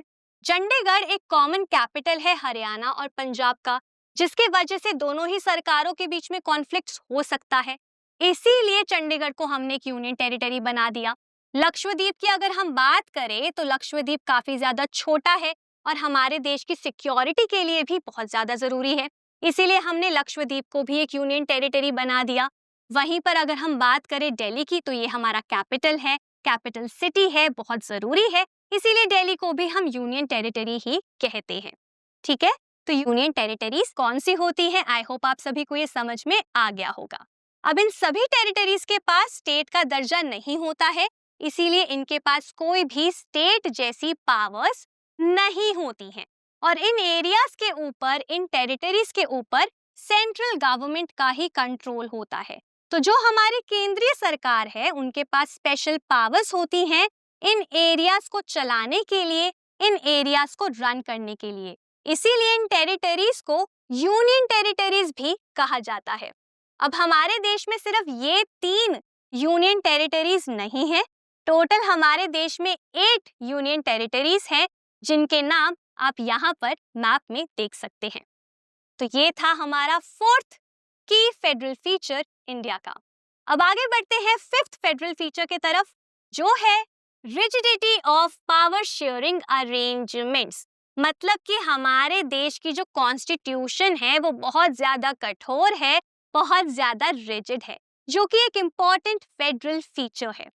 तो हमारे कॉन्स्टिट्यूशन में आसान नहीं है किसी भी पावर शेयरिंग अरेंजमेंट को बदल देना। हम आसानी से कोई भी अमेंडमेंट नहीं लेकर आ सकते हैं पावर शेयरिंग अरेंजमेंट्स में हमारे देश में, क्योंकि वो बहुत ज्यादा रिजिड है, कठोर है। तो पार्लियामेंट अकेले इस अरेंजमेंट को नहीं बदल सकता। कोई भी एक लेवल ऑफ गवर्नमेंट हमारे देश में इस अरेंजमेंट को चेंज नहीं कर सकता। अगर हमें किसी भी पावर शेयरिंग अरेंजमेंट को बदलना है, उसमें कोई चेंज लेकर आना है, तो उसके लिए 2 कंडीशंस को या फिर 2 क्राइटेरियाज को हमारे देश में फुलफिल करना होगा, पार्लियामेंट में फुलफिल करना होगा। और वो 2 क्राइटेरियाज कौन कौन से हैं? सबसे पहले स्पेशल मेजॉरिटी और उसके बाद रैटिफिकेशन बाय स्टेट्स। तो चलिए एक एक करके इन दोनों ही क्राइटेरियाज को समझ लेते हैं, और सबसे पहले बात करते हैं स्पेशल मेजॉरिटी की।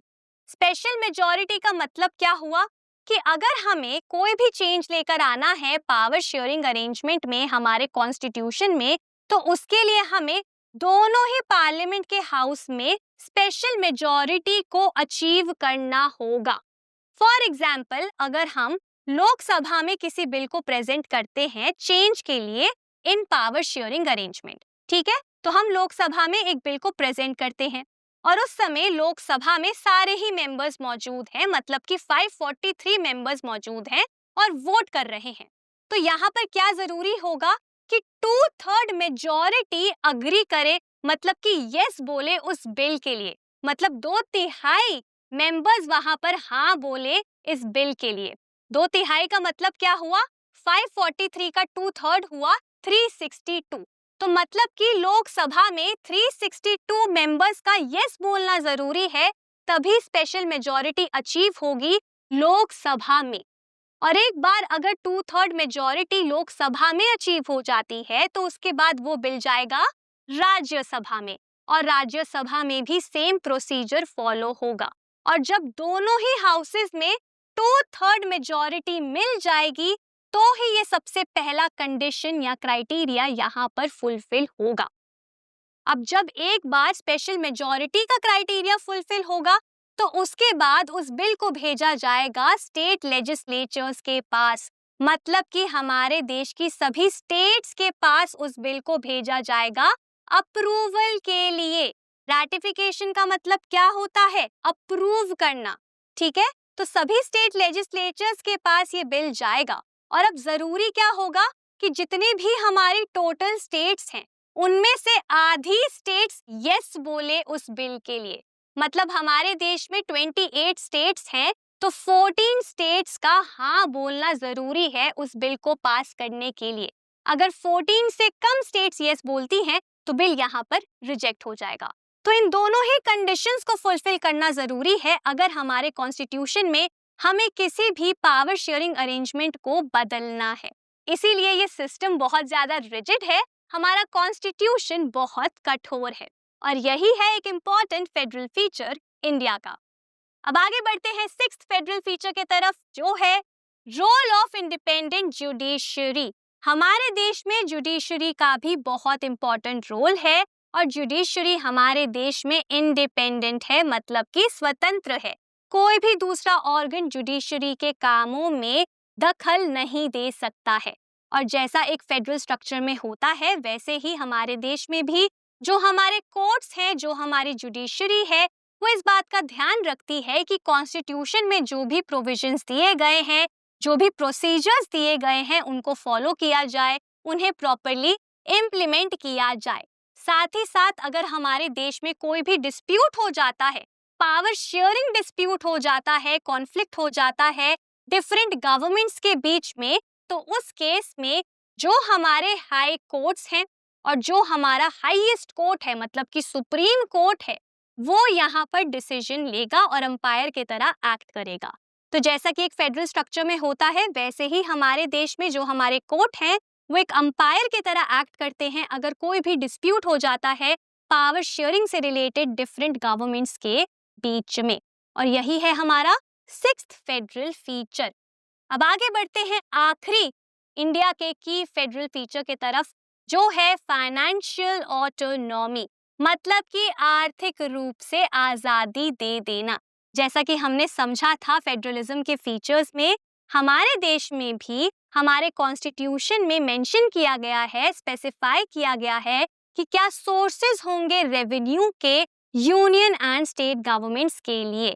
तो हमारे देश के अंदर जो हमारी यूनियन गवर्नमेंट है और जो हमारी स्टेट गवर्नमेंट्स हैं वो अपने खुद के फाइनेंशियल रिसोर्सेज को रेज कर सकती हैं, मतलब कि वो टैक्सेस लगा सकती हैं अपने मुताबिक, कॉन्स्टिट्यूशन के रूल्स के मुताबिक, और फिर वो उन पैसों का इस्तेमाल कर सकती हैं, उन रिसोर्सेज का इस्तेमाल कर सकती हैं सरकार को चलाने के लिए और अपनी रिस्पॉन्सिबिलिटीज को, जिम्मेदारियों को फुलफिल करने के लिए। और इसी तरीके से फाइनेंशियल ऑटोनॉमी हमारे देश में भी डिफरेंट लेवल्स ऑफ गवर्नमेंट को दी गई हैं। और ये क्या है? ये है हमारा सेवेंथ की फेडरल फीचर। तो ये 7 की फेडरल फीचर्स ही बनाते हैं इंडिया को एक फेडरल कंट्री। इसी के साथ हमारा इस चैप्टर का सेकंड टॉपिक भी यहीं पर कंप्लीट होता है। अब आगे बढ़ते हैं चैप्टर के थर्ड टॉपिक की तरफ, जो है हाउ इज फेडरलिज्म प्रैक्टिस्ड। इस टॉपिक में हम समझेंगे कि कैसे फेडरलिज्म को रियलिटी में प्रैक्टिस किया जाता है इंडिया की मदद से। सबसे पहले यहाँ पे एक इंट्रोडक्शन दिया गया है इस टॉपिक का, तो चलिए पहले इस इंट्रोडक्शन को समझ लेते हैं। अभी तक हमने इस चैप्टर में ये समझा कि कैसे कॉन्स्टिट्यूशनल प्रोविजंस बहुत ज्यादा जरूरी होते हैं फेडरल स्ट्रक्चर को स्ट्रॉन्ग बनाने के लिए, देश में एस्टैब्लिश करने के लिए। लेकिन ये कॉन्स्टिट्यूशनल प्रोविजंस मतलब कि संवैधानिक प्रावधान काफी नहीं होते हैं फेडरलिज्म को सक्सेसफुल बनाने के लिए, सफल बनाने के लिए। अगर हमें फेडरलिज्म को सक्सेसफुल बनाना है तो उसके लिए कॉन्स्टिट्यूशनल प्रोविजंस के साथ साथ ये भी जरूरी है कि देश के अंदर इन प्रोविजंस को फॉलो भी किया जाए, प्रैक्टिस भी किया जाए। मतलब कि ये बहुत ज्यादा जरूरी है कि किसी भी फेडरेशन के अंदर डेमोक्रेटिक पॉलिटिक्स अच्छी हो। डेमोक्रेटिक पॉलिटिक्स यानी कि लोकतांत्रिक राजनीति। इसका मतलब क्या हुआ कि देश के अंदर फ्री एंड फेयर इलेक्शंस हो, पॉलिटिकल पार्टीज आजादी से पार्टिसिपेट कर सके, जुडिशरी इंडिपेंडेंट हो, सेंटर स्टेट के बीच में पावर्स अच्छे से डिवाइडेड हो। तो डेमोक्रेटिक पॉलिटिक्स भी बहुत इंपॉर्टेंट रोल प्ले करता है फेडरलिज्म को सक्सेसफुल बनाने के लिए। इंडिया में फेडरलिज्म की प्रैक्टिस सक्सेसफुल रही है और वो इसीलिए सक्सेसफुल रही है क्योंकि हमारे देश में डेमोक्रेटिक पॉलिटिक्स काफी ज्यादा अच्छी रही है। इंडिया के अंदर 3 तरीकों को फॉलो किया गया है, 3 तरीकों की मदद से फेडरलिज्म को स्ट्रॉन्ग बनाया गया है, डेमोक्रेटिक पॉलिटिक्स को स्ट्रॉन्ग बनाया गया है। साथ ही साथ लोगों के बीच में फेडरलिज्म के स्पिरिट को मतलब कि फेडरलिज्म की सोल को, डाइवर्सिटी की रिस्पेक्ट को और साथ ही साथ लिविंग टुगेदर की इच्छा को मतलब कि लोग साथ में रहना चाहें, इस डिजायर को शेयर आइडिया बनाया गया है लोगों के बीच में। तो 3 तरीकों की मदद से ये सभी आइडियल्स इंडिया में अचीव करे गए हैं। वो 3 तरीके कौन कौन से हैं? सबसे पहले लिंग्विस्टिक स्टेट्स, उसके बाद language policy and third centre state relations. चलिए एक एक करके इन तीनों ही तरीकों के बारे में समझ लेते हैं और शुरुआत करते हैं लिंग्विस्टिक स्टेट्स के साथ। लिंग्विस्टिक स्टेट्स का मतलब क्या होता है? भाषा के आधार पर बनाए गए राज्य। लिंग्विस्टिक स्टेट्स सबसे पहला और एक मेजर टेस्ट था हमारे देश के डेमोक्रेटिक पॉलिटिक्स के लिए, क्योंकि ये एक ऐसा स्टेप था, एक ऐसा तरीका था जिसके वजह से हमारा देश बट सकता था, जिसके वजह से हमारे देश में डिवीजन आ सकते थे। लेकिन ऐसा नहीं हुआ। 1947 के बाद से ही हमारे देश के अंदर कई सारे एरियाज को बदला गया, कई सारी सीमाओं को बदला गया, कई सारे स्टेट्स के नेम्स को भी चेंज किया गया। काफी बदलाव किए गए हमारे देश में ताकि हम नई स्टेट्स को अकोमोडेट कर सकें, हमारे देश का हिस्सा बना सकें। अगर आप 1947 का इंडिया का मैप देखेंगे और 2019 का मैप देखेंगे तो आपको कई सारे डिफरेंसेस दिखाई देंगे दोनों ही मैप्स में, क्योंकि कई सारे एरियाज, बाउंड्रीज और स्टेट्स के नाम को बदला गया। लेकिन 1950s में हमारे देश में एक डिमांड काफी ज्यादा उठने लग गई और वो डिमांड थी भाषा के आधार पर स्टेट्स की, जहां पर डिफरेंट भाषा बोलने वाले लोग ये डिमांड कर रहे थे कि उनके लिए लिंग्विस्टिक स्टेट्स को क्रिएट किया जाए, उनकी भाषा के आधार पर राज्यों को इंडिया में क्रिएट किया जाए। और सबसे पहले ये डिमांड्स कर रहे थे तेलुगु भाषा बोलने वाले लोग। तो तेलुगु भाषा बोलने वाले लोगों ने काफी ज्यादा डिमांड्स करी, जिसके बाद सेंटर ने उनके लिए एक स्टेट को क्रिएट किया, आंध्र प्रदेश को क्रिएट किया। लेकिन जब आंध्र प्रदेश को क्रिएट किया गया तो उसके बाद बाकी के लोगों ने भी डिमांड्स करनी शुरू कर दी कि अब हमारे लिए भी एक सेपरेट स्टेट को बनाया जाए, हमारी भाषा बोलने वाले लोगों के लिए भी लिंग्विस्टिक स्टेट को क्रिएट किया जाए। और कई मूवमेंट्स हुए, कई प्रोटेस्ट हुए हमारे देश के अंदर, जिसके बाद 1956 में एक एक्ट पास किया गया जिसका नाम है स्टेट रीऑर्गेनाइजेशन एक्ट। और उस एक्ट के अंडर फिर हमारे देश में भाषा के आधार पर डिफरेंट स्टेट्स को क्रिएट किया गया, मतलब कि लिंग्विस्टिक स्टेट्स को क्रिएट किया गया। और इसीलिए कई सारी पुरानी बाउंड्रीज को बदला गया ताकि न्यू स्टेट्स को क्रिएट किया जा सके और हमें मिल गई कई सारी लिंग्विस्टिक स्टेट्स इंडिया के अंदर। अब इन स्टेट्स को क्यों क्रिएट किया गया था? ताकि सेम भाषा बोलने वाले लोग सेम स्टेट का हिस्सा बन सके, ताकि लोगों को ये महसूस हो कि वो इसी देश का एक हिस्सा है, उन्हें अपनापन महसूस हो और उनके अंदर ये डिजायर आए कि हम एक दूसरे के साथ रहना चाहते हैं, इसी वजह से यहाँ पे लोगों की डिमांड्स को पूरा किया गया और भाषा के आधार पर स्टेट्स को क्रिएट किया गया। लेकिन सिर्फ भाषा के आधार पर यहाँ पे स्टेट्स क्रिएट नहीं हुई। हमारे देश के अंदर कल्चर, एथनिसिटी और ज्योग्राफी के आधार पर भी कई सारी स्टेट्स को क्रिएट किया गया। मतलब इंडिया के अंदर लैंग्वेज के साथ साथ कल्चर, एथनिसिटी एंड ज्योग्राफी को भी पहचाना गया, रिकॉग्नाइज किया गया और डिफरेंट स्टेट्स को क्रिएट किया गया, जैसे कि नागालैंड, उत्तराखंड एंड झारखंड। नागालैंड एक ऐसी स्टेट है जहाँ पे लोगों का कल्चर काफी डिफरेंट है, इसीलिए उनके कल्चर को रिकॉग्नाइज करने के लिए नागालैंड को एक सेपरेट स्टेट का दर्जा दिया गया। सिमिलरली अगर हम उत्तराखंड की बात करें तो उत्तराखंड की ज्योग्राफी अलग है। यहाँ पे पहाड़ है, यहाँ पे पहाड़ी लोग रहते हैं जिनका कल्चर, जिनकी प्रैक्टिसेस डिफरेंट है, इसीलिए उत्तराखंड को भी एक स्टेट का दर्जा दिया गया। सिमिलरली अगर हम झारखंड की बात करें तो झारखंड में ट्राइबल पॉपुलेशन ज्यादा रहती है जिनका कल्चर काफी अलग है, तो झारखंड को भी एक स्टेट का दर्जा दिया गया। तो इस तरीके से कुछ स्टेट्स को हमारे देश में ऐसे भी क्रिएट किया गया क्योंकि हमें उनके कल्चर, एथनिसिटी और ज्योग्राफी को भी रिकॉग्नाइज करना था। और इस वजह से हमारे देश में कई सारी नई स्टेट्स क्रिएट हो गई और हमने एक डिफरेंट तरीके से लोगों के अंदर ये भावना को पैदा किया कि वो सब एक ही देश के निवासी हैं और इसीलिए वो साथ में रहना चाहते हैं। अब जब हम लिंग्विस्टिक स्टेट्स को बना रहे थे, जब ये डिमांड्स आ रही थी कि लिंग्विस्टिक स्टेट्स बननी चाहिए, उस समय हमारे कई सारे नेशनल लीडर्स डरे हुए थे। उनको इस बात का डर लग रहा था कि कहीं लिंग्विस्टिक स्टेट्स के वजह से हमारा देश डिसइंटीग्रेट ना हो जाए, मतलब कि बट ना जाए, टूट ना जाए। और ये डर सही भी था क्योंकि हम भाषा के आधार पर लोगों को अलग कर रहे थे, उनके लिए सेपरेट स्टेट्स को खुद से ही क्रिएट कर रहे थे।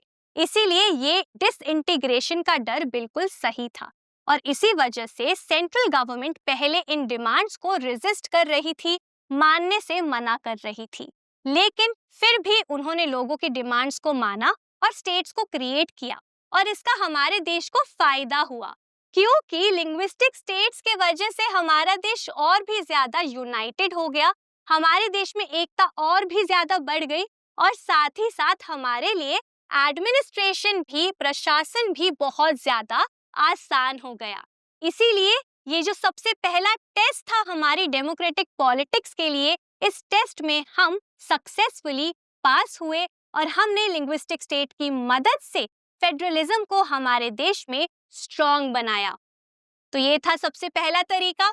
अब बढ़ते हैं दूसरे तरीके के तरफ, जो है लैंग्वेज पॉलिसी। लैंग्वेज पॉलिसी दूसरा टेस्ट था हमारी इंडियन फेडरेशन के लिए, हमारी डेमोक्रेटिक पॉलिटिक्स के लिए। अब आप सभी जानते हैं कि हमारे देश में कई सारी डिफरेंट भाषाएं बोली जाती हैं, इसीलिए इंडिपेंडेंस के बाद हमारे लीडर्स के लिए बहुत ज्यादा मुश्किल था किसी एक भाषा को नेशनल लैंग्वेज का दर्जा देना। इसीलिए हमारे कॉन्स्टिट्यूशन के अंदर हमने किसी भी एक भाषा को नेशनल लैंग्वेज का दर्जा नहीं दिया, राष्ट्रीय भाषा का दर्जा नहीं दिया, ताकि हम सभी भाषाओं को रिस्पेक्ट दे और किसी भी भाषा बोलने वाले लोगों को ये ना लगे कि उनकी डिसरिस्पेक्ट करी गई है। इसीलिए हमने हमारे कॉन्स्टिट्यूशन में किसी भी भाषा को नेशनल लैंग्वेज के तरह डिक्लेयर नहीं किया। लेकिन क्योंकि हमारे देश में ज्यादातर लोग हिंदी भाषा का प्रयोग करते थे, इसीलिए हमने हिंदी को आइडेंटिफाई किया एज द ऑफिशियल लैंग्वेज। मतलब कि औपचारिक कामों के लिए, सरकारी कामों के लिए हम हिंदी भाषा का ही इस्तेमाल करते थे। तो हमने हिंदी भाषा को ऑफिशियल लैंग्वेज के तरह डिक्लेयर कर दिया, आइडेंटिफाई कर दिया। अब इस बात से कई सारे दूसरी भाषा बोलने वाले लोगों को परेशानी थी। उनको ये लगा कि हिंदी भाषा को उन पर थोपा जा रहा है, इम्पोज किया जा रहा है, उनकी भाषा को रिकॉग्नाइज नहीं किया जा रहा है, उनकी भाषा को पहचाना नहीं जा रहा है। इसी वजह से यहाँ पर अब ये सभी लोग डिमांड करते हैं कि उनकी भाषा को भी रिकॉग्नाइज किया जाए, उनकी भाषा की भी रिस्पेक्ट करी जाए। इसी वजह से फिर हमारे लीडर्स ने क्या किया, हमारे लीडर्स ने हिंदी के साथ साथ 21 और भी लैंग्वेजेस को रिकॉग्नाइज किया और कॉन्स्टिट्यूशन में उन लैंग्वेजेस के बारे में लिखा, उन लैंग्वेजेस को स्पेसिफाई किया, जिसके वजह से हमें मिल गई 22 अदर लैंग्वेजेस जिन्हें हम कहते हैं शेड्यूल्ड लैंग्वेजेस। तो हिंदी के साथ साथ 21 और भी लैंग्वेजेस को, मतलब कि टोटल 22 लैंग्वेजेस को हमारे देश में शेड्यूल्ड लैंग्वेजेस का दर्जा दिया गया। शेड्यूल्ड लैंग्वेजेस इसे क्यों बोला जाता है? क्योंकि हमारे कॉन्स्टिट्यूशन के 8th शेड्यूल में इन लैंग्वेजेस के बारे में लिखा गया है, इन लैंग्वेजेस को इस लिस्ट में मेंशन किया गया है। इसी वजह से इन लैंग्वेजेस को हम कहते हैं शेड्यूल्ड लैंग्वेजेस। तो हमारे देश में टोटल 22 शेड्यूल्ड लैंग्वेजेस हैं जिन्हें रिकॉग्नाइज किया गया है। अब हमारे देश में स्टेट गवर्नमेंट्स को भी ये पावर दी गई है कि वो अपने लिए एक ऑफिशियल लैंग्वेज को चुन सकते हैं अपने सरकारी कामों के लिए। तो यहाँ पे जो स्टेट गवर्नमेंट्स हैं वो 22 शेड्यूल्ड लैंग्वेजेस में से किसी भी भाषा का उपयोग कर सकती हैं अपने ऑफिशियल कामों के लिए। इस तरीके से हमने हमारे देश में डाइवर्सिटी को अकोमोडेट किया और फेडरलिज्म को स्ट्रॉन्ग भी बनाया। लेकिन यहाँ पर एक प्रॉब्लम थी। हमारे कॉन्स्टिट्यूशन में ये लिखा गया था कि 1965 के बाद इंग्लिश भाषा का यूज बंद हो जाएगा फॉर ऑफिशियल पर्पसेस। पहले हमारे देश में हिंदी के साथ साथ इंग्लिश भाषा का भी इस्तेमाल किया जाता था ऑफिशियल कामों के लिए सेंट्रल गवर्नमेंट में। लेकिन हमारे कॉन्स्टिट्यूशन में ये लिखा गया था कि 1965 के बाद इंग्लिश के यूज को बंद कर दिया जाएगा। अब इस बात से नॉन हिंदी स्पीकिंग स्टेट्स को काफी ज्यादा परेशानी थी। उनका ये कहना था कि अगर आप इंग्लिश भाषा को बंद कर देंगे तो हम कैसे कम्युनिकेट करेंगे सेंटर के साथ? जो भी सेंट्रल लेवल पर नौकरियां हैं हम कैसे उनमें अप्लाई करेंगे, कैसे काम करेंगे? हमें तो हिंदी आती ही नहीं है। इसीलिए उन्होंने डिमांड करी कि इंग्लिश का कंटिन्यूएशन होना ही चाहिए, जिसके लिए उन्होंने काफी ज्यादा प्रोटेस्ट करे, काफी ज्यादा मूवमेंट्स में भी हिस्सा लिया। लेकिन सेंट्रल गवर्नमेंट इस बात के लिए नहीं मान रही थी, जिसके बाद तमिलनाडु में एक काफी वायलेंट प्रोटेस्ट हो जाता है। वहां पे एक मूवमेंट चल रहा होता है जो काफी ज्यादा हिंसक रूप ले लेता है, जिसके वजह से सेंट्रल गवर्नमेंट को फिर ये डिमांड्स माननी पड़ती हैं और इसी वजह से इंग्लिश को कंटिन्यू किया जाता है हिंदी के साथ साथ ऑफिशियल पर्पसेस के लिए। और इस तरीके से हमारे देश में कॉन्फ्लिक्ट को हम अवॉइड करते हैं। तो हम इसी तरीके से फेडरलिज्म को स्ट्रॉन्ग बनाते हैं लैंग्वेज पॉलिसी की मदद से। हमारे देश की आज भी ये पॉलिसी है, हमारी गवर्नमेंट की आज भी ये पॉलिसी है कि हम हिंदी भाषा को प्रमोट करेंगे हमारे देश के अंदर, लेकिन हम थोप नहीं सकते हैं किसी भी भाषा को, इम्पोज नहीं कर सकते हैं किसी भी भाषा को किसी भी व्यक्ति के ऊपर। और यही एक खास बात है इंडिया के फेडरल स्ट्रक्चर की। तो इसी के साथ हमने दूसरा तरीका भी यहीं पर समझ लिया है। अब आगे बढ़ते हैं थर्ड वे के तरफ, जो है centre state relations. Centre state relations एक बहुत इंपॉर्टेंट तरीका है फेडरलिज्म को स्ट्रॉन्ग बनाने का, और ऐसा इसीलिए क्योंकि फेडरलिज्म में सेंटर और स्टेट का रिलेशन ही जरूरी होता है, क्योंकि सेंटर और स्टेट के बीच में ही पावर्स को बांटा जाता है, डिवाइड किया जाता है।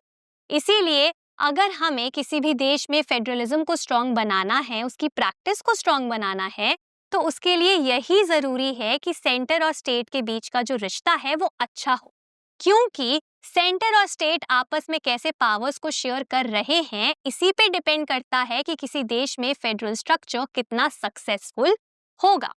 तो इंडिया में भी कोशिश करी गई सेंटर स्टेट रिलेशंस को सुधारने की, रीस्ट्रक्चर करने की, जिसकी मदद से इंडिया के अंदर फेडरलिज्म को स्ट्रॉन्ग बनाया गया, स्ट्रेंथन किया गया।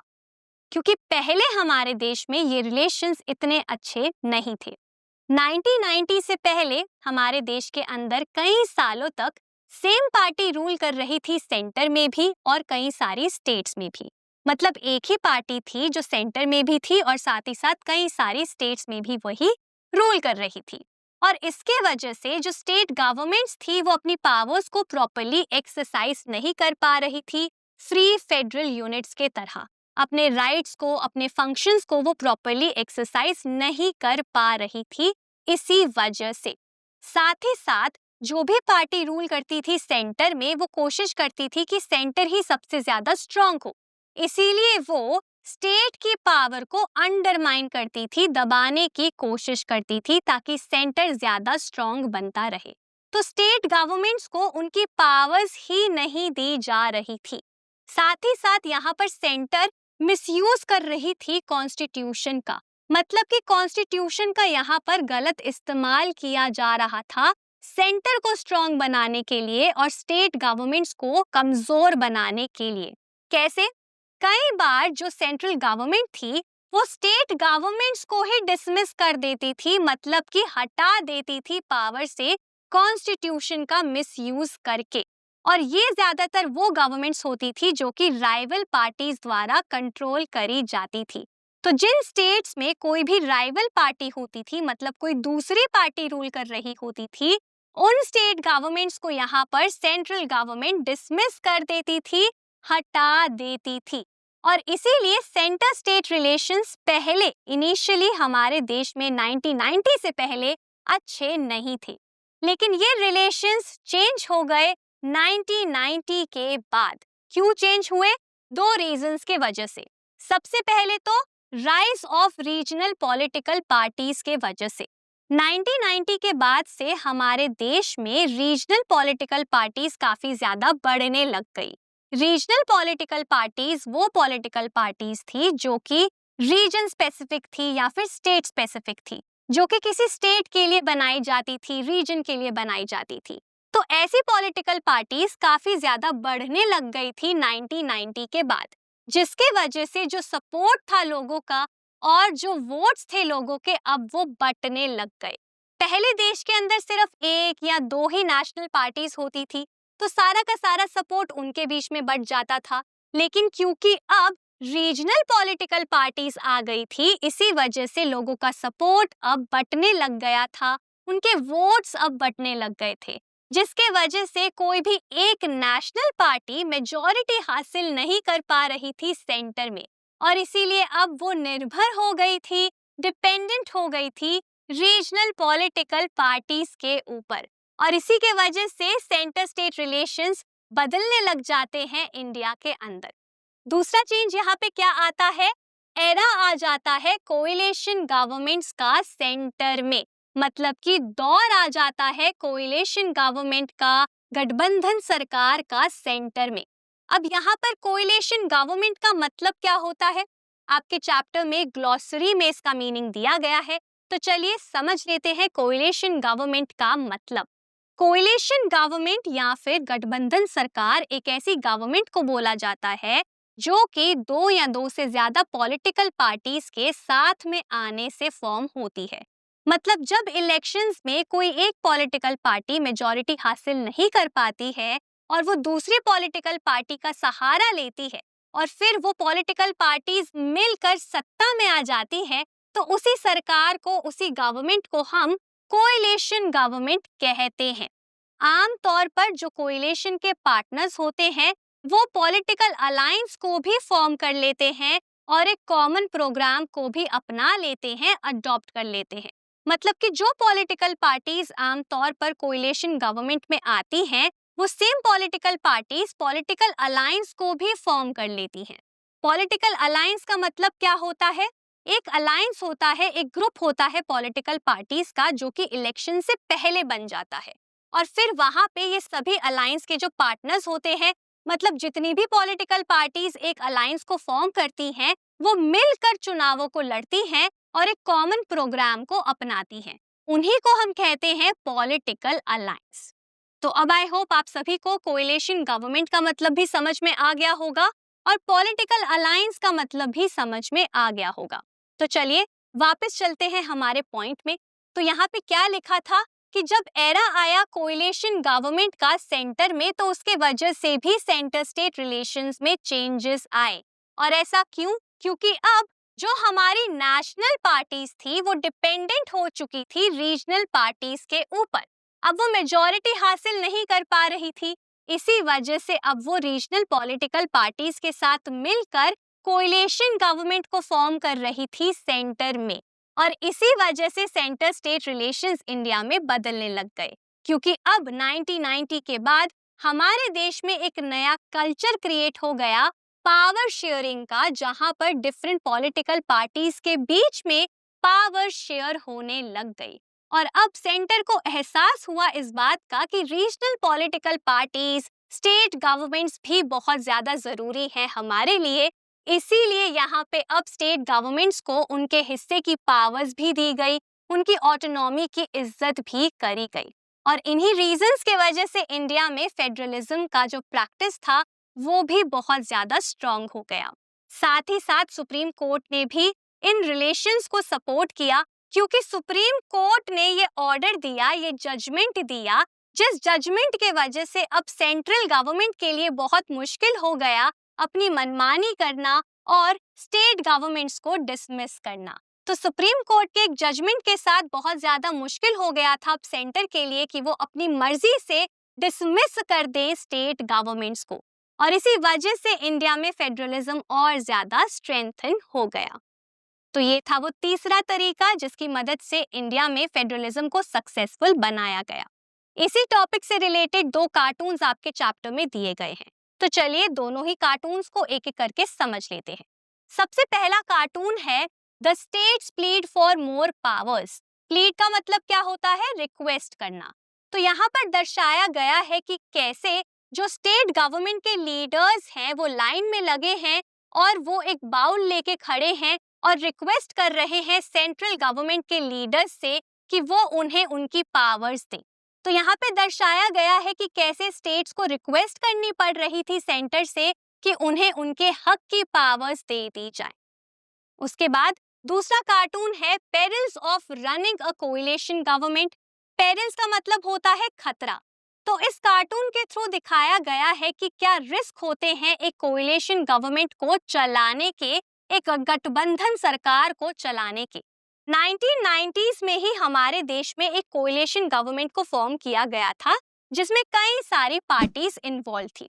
तो यहाँ पे दर्शाया गया है कि कैसे ये सभी पॉलिटिकल पार्टीज टाइम बॉम्ब के तरह है, और अगर एक भी टाइम बॉम्ब ब्लास्ट हो गया, मतलब अगर एक भी पॉलिटिकल पार्टी पीछे हट गई तो कोएलिशन गवर्नमेंट गिर जाएगी। इसीलिए कोएलिशन गवर्नमेंट के जो लीडर हैं वो बहुत ज्यादा परेशान हैं और डरे हुए हैं। तो इस कार्टून के थ्रू दिखाया गया है कि कितना रिस्की होता है एक कोएलिशन गवर्नमेंट को रन करना किसी भी देश के अंदर। तो अब आई होप ये दोनों ही कार्टून्स आपको क्लियर हो गए होंगे। तो इसी के साथ हमारा ये टॉपिक भी यहीं पर कंप्लीट होता है। तो चलिए अब आगे बढ़ते हैं चैप्टर के आखिरी टॉपिक के तरफ, जिसका नाम है decentralisation in India.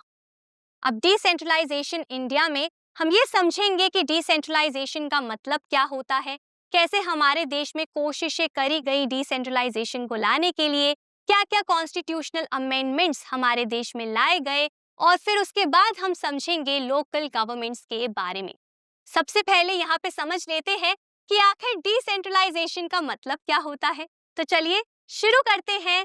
What is decentralisation? Decentralisation एक ऐसा प्रोसेस होता है जिसमें सेंट्रल एंड स्टेट गवर्नमेंट से पावर्स को ले लिया जाता है और लोकल गवर्नमेंट्स में उन पावर्स को ट्रांसफर कर दिया जाता है। तो जब सेंट्रल एंड स्टेट गवर्नमेंट से कुछ पावर्स को ले लिया जाता है और जब उन पावर्स को दे दिया जाता है टू दी लोकल गवर्नमेंट्स, तो उसी प्रोसेस को हम कहते हैं डिसेंट्रलाइजेशन। तो आई होप आप सभी को डिसेंट्रलाइजेशन का मीनिंग समझ में आ गया होगा। अब चलिए आगे बढ़ते हैं और ये समझ लेते हैं कि आखिर हमारे देश में हमें डिसेंट्रलाइजेशन की जरूरत क्यों पड़ी, मतलब कि नीड फॉर डिसेंट्रलाइजेशन। कई सारे रीजंस थे जिनके वजह से इंडिया में हमें थर्ड टियर को क्रिएट करना पड़ा और पावर को लोकल गवर्नमेंट के साथ शेयर करना पड़ा। जैसा कि हमने पढ़ा था कि ओरिजिनली हमारे कॉन्स्टिट्यूशन में सिर्फ 2 ही लेवल पर पावर को डिवाइड किया जा रहा था, लेकिन फिर इस बात का एहसास किया गया कि हमारा देश बहुत ज्यादा बड़ा है, काफी ज्यादा डाइवर्स है, हमारे देश की आबादी भी बहुत ज्यादा है। इसीलिए ये बात बहुत जरूरी है कि हम हमारे देश के अंदर लोकल लेवल तक पावर को डिस्ट्रीब्यूट करें और 2 टियर्स से हट के 3 टियर सिस्टम को अपनाएं। और इसीलिए हमने एक तीसरे लेवल को क्रिएट किया जो था लोकल गवर्नमेंट का लेवल। क्योंकि अगर हम पॉपुलेशन की ही बात करें तो हमारे देश का एक राज्य उत्तर प्रदेश पॉपुलेशन में, आबादी में रशिया से भी बड़ा है।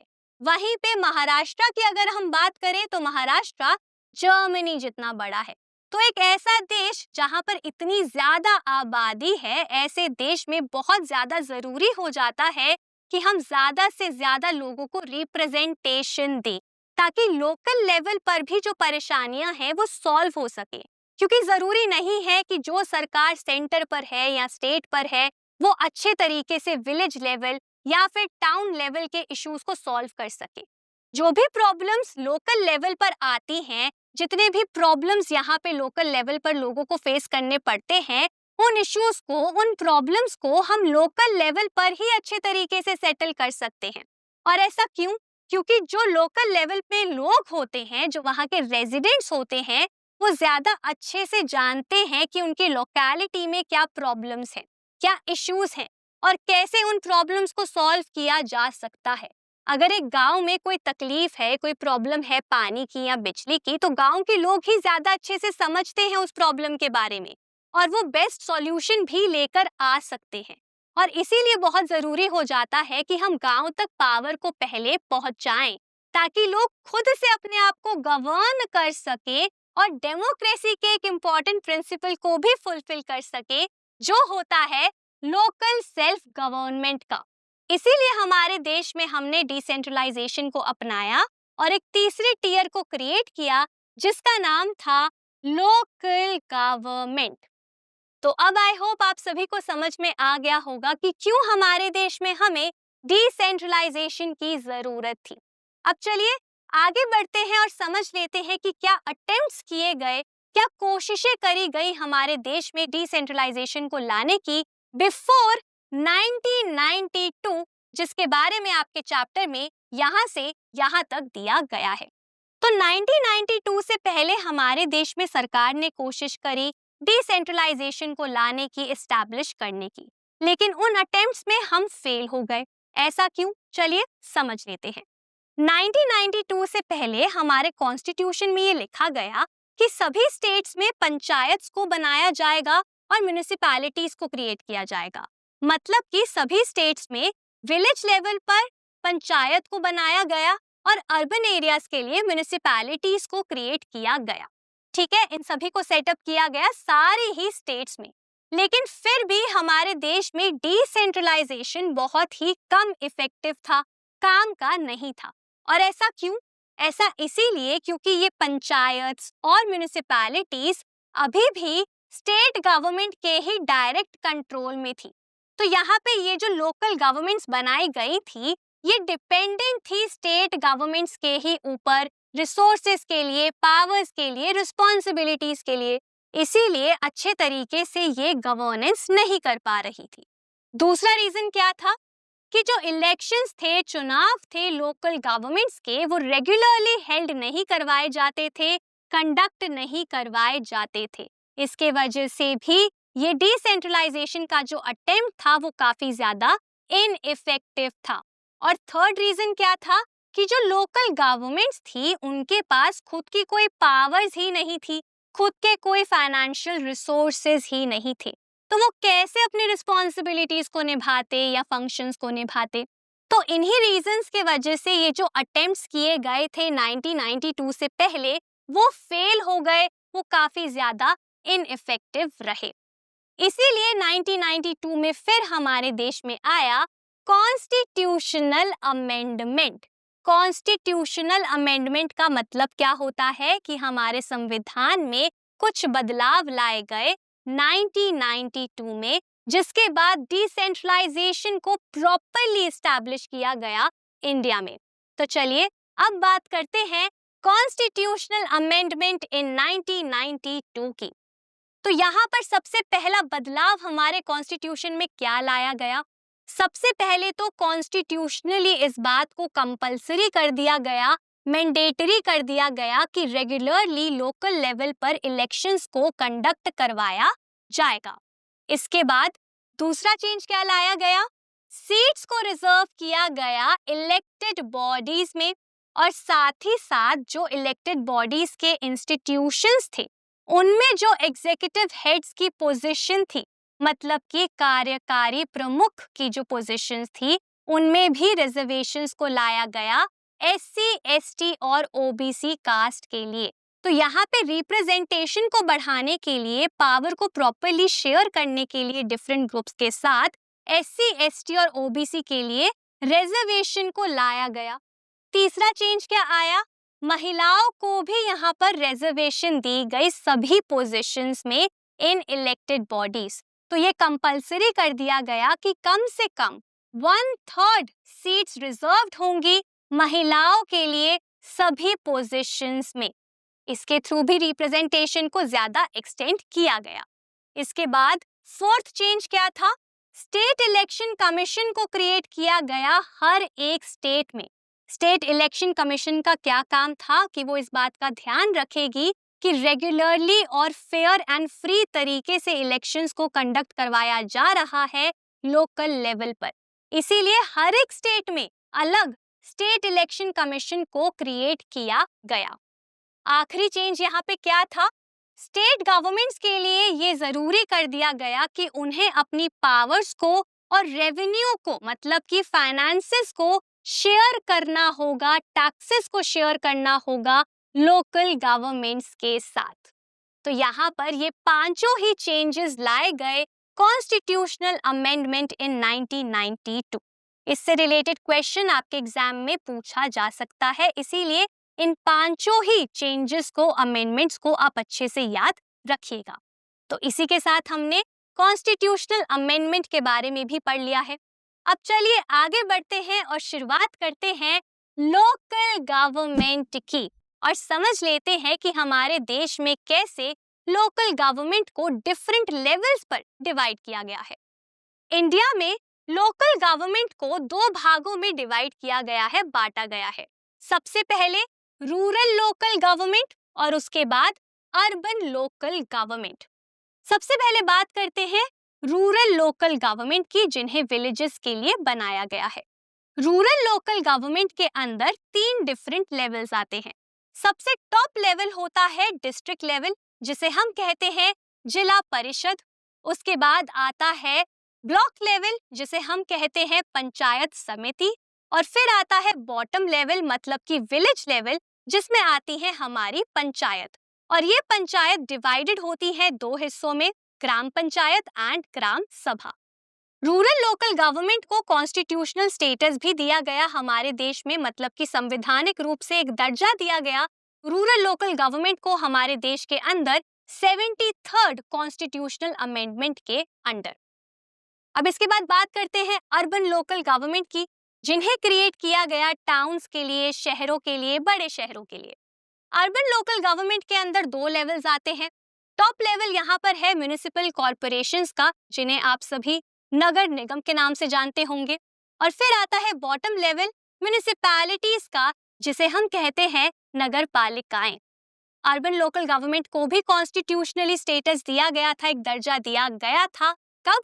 74th अमेंडमेंट के साथ। तो चलिए इन सभी लेवल्स के बारे में एक एक करके समझ लेते हैं और शुरुआत करते हैं रूरल लोकल गवर्नमेंट के साथ। और सबसे पहले बात करते हैं ग्राम पंचायत की। ग्राम पंचायत का मतलब क्या होता है? ग्राम का मतलब होता है विलेज और पंचायत का मतलब होता है काउंसिल। तो ग्राम पंचायत का मतलब क्या हुआ? Village council. हमारे देश में हर एक विलेज के लिए एक ग्राम पंचायत है।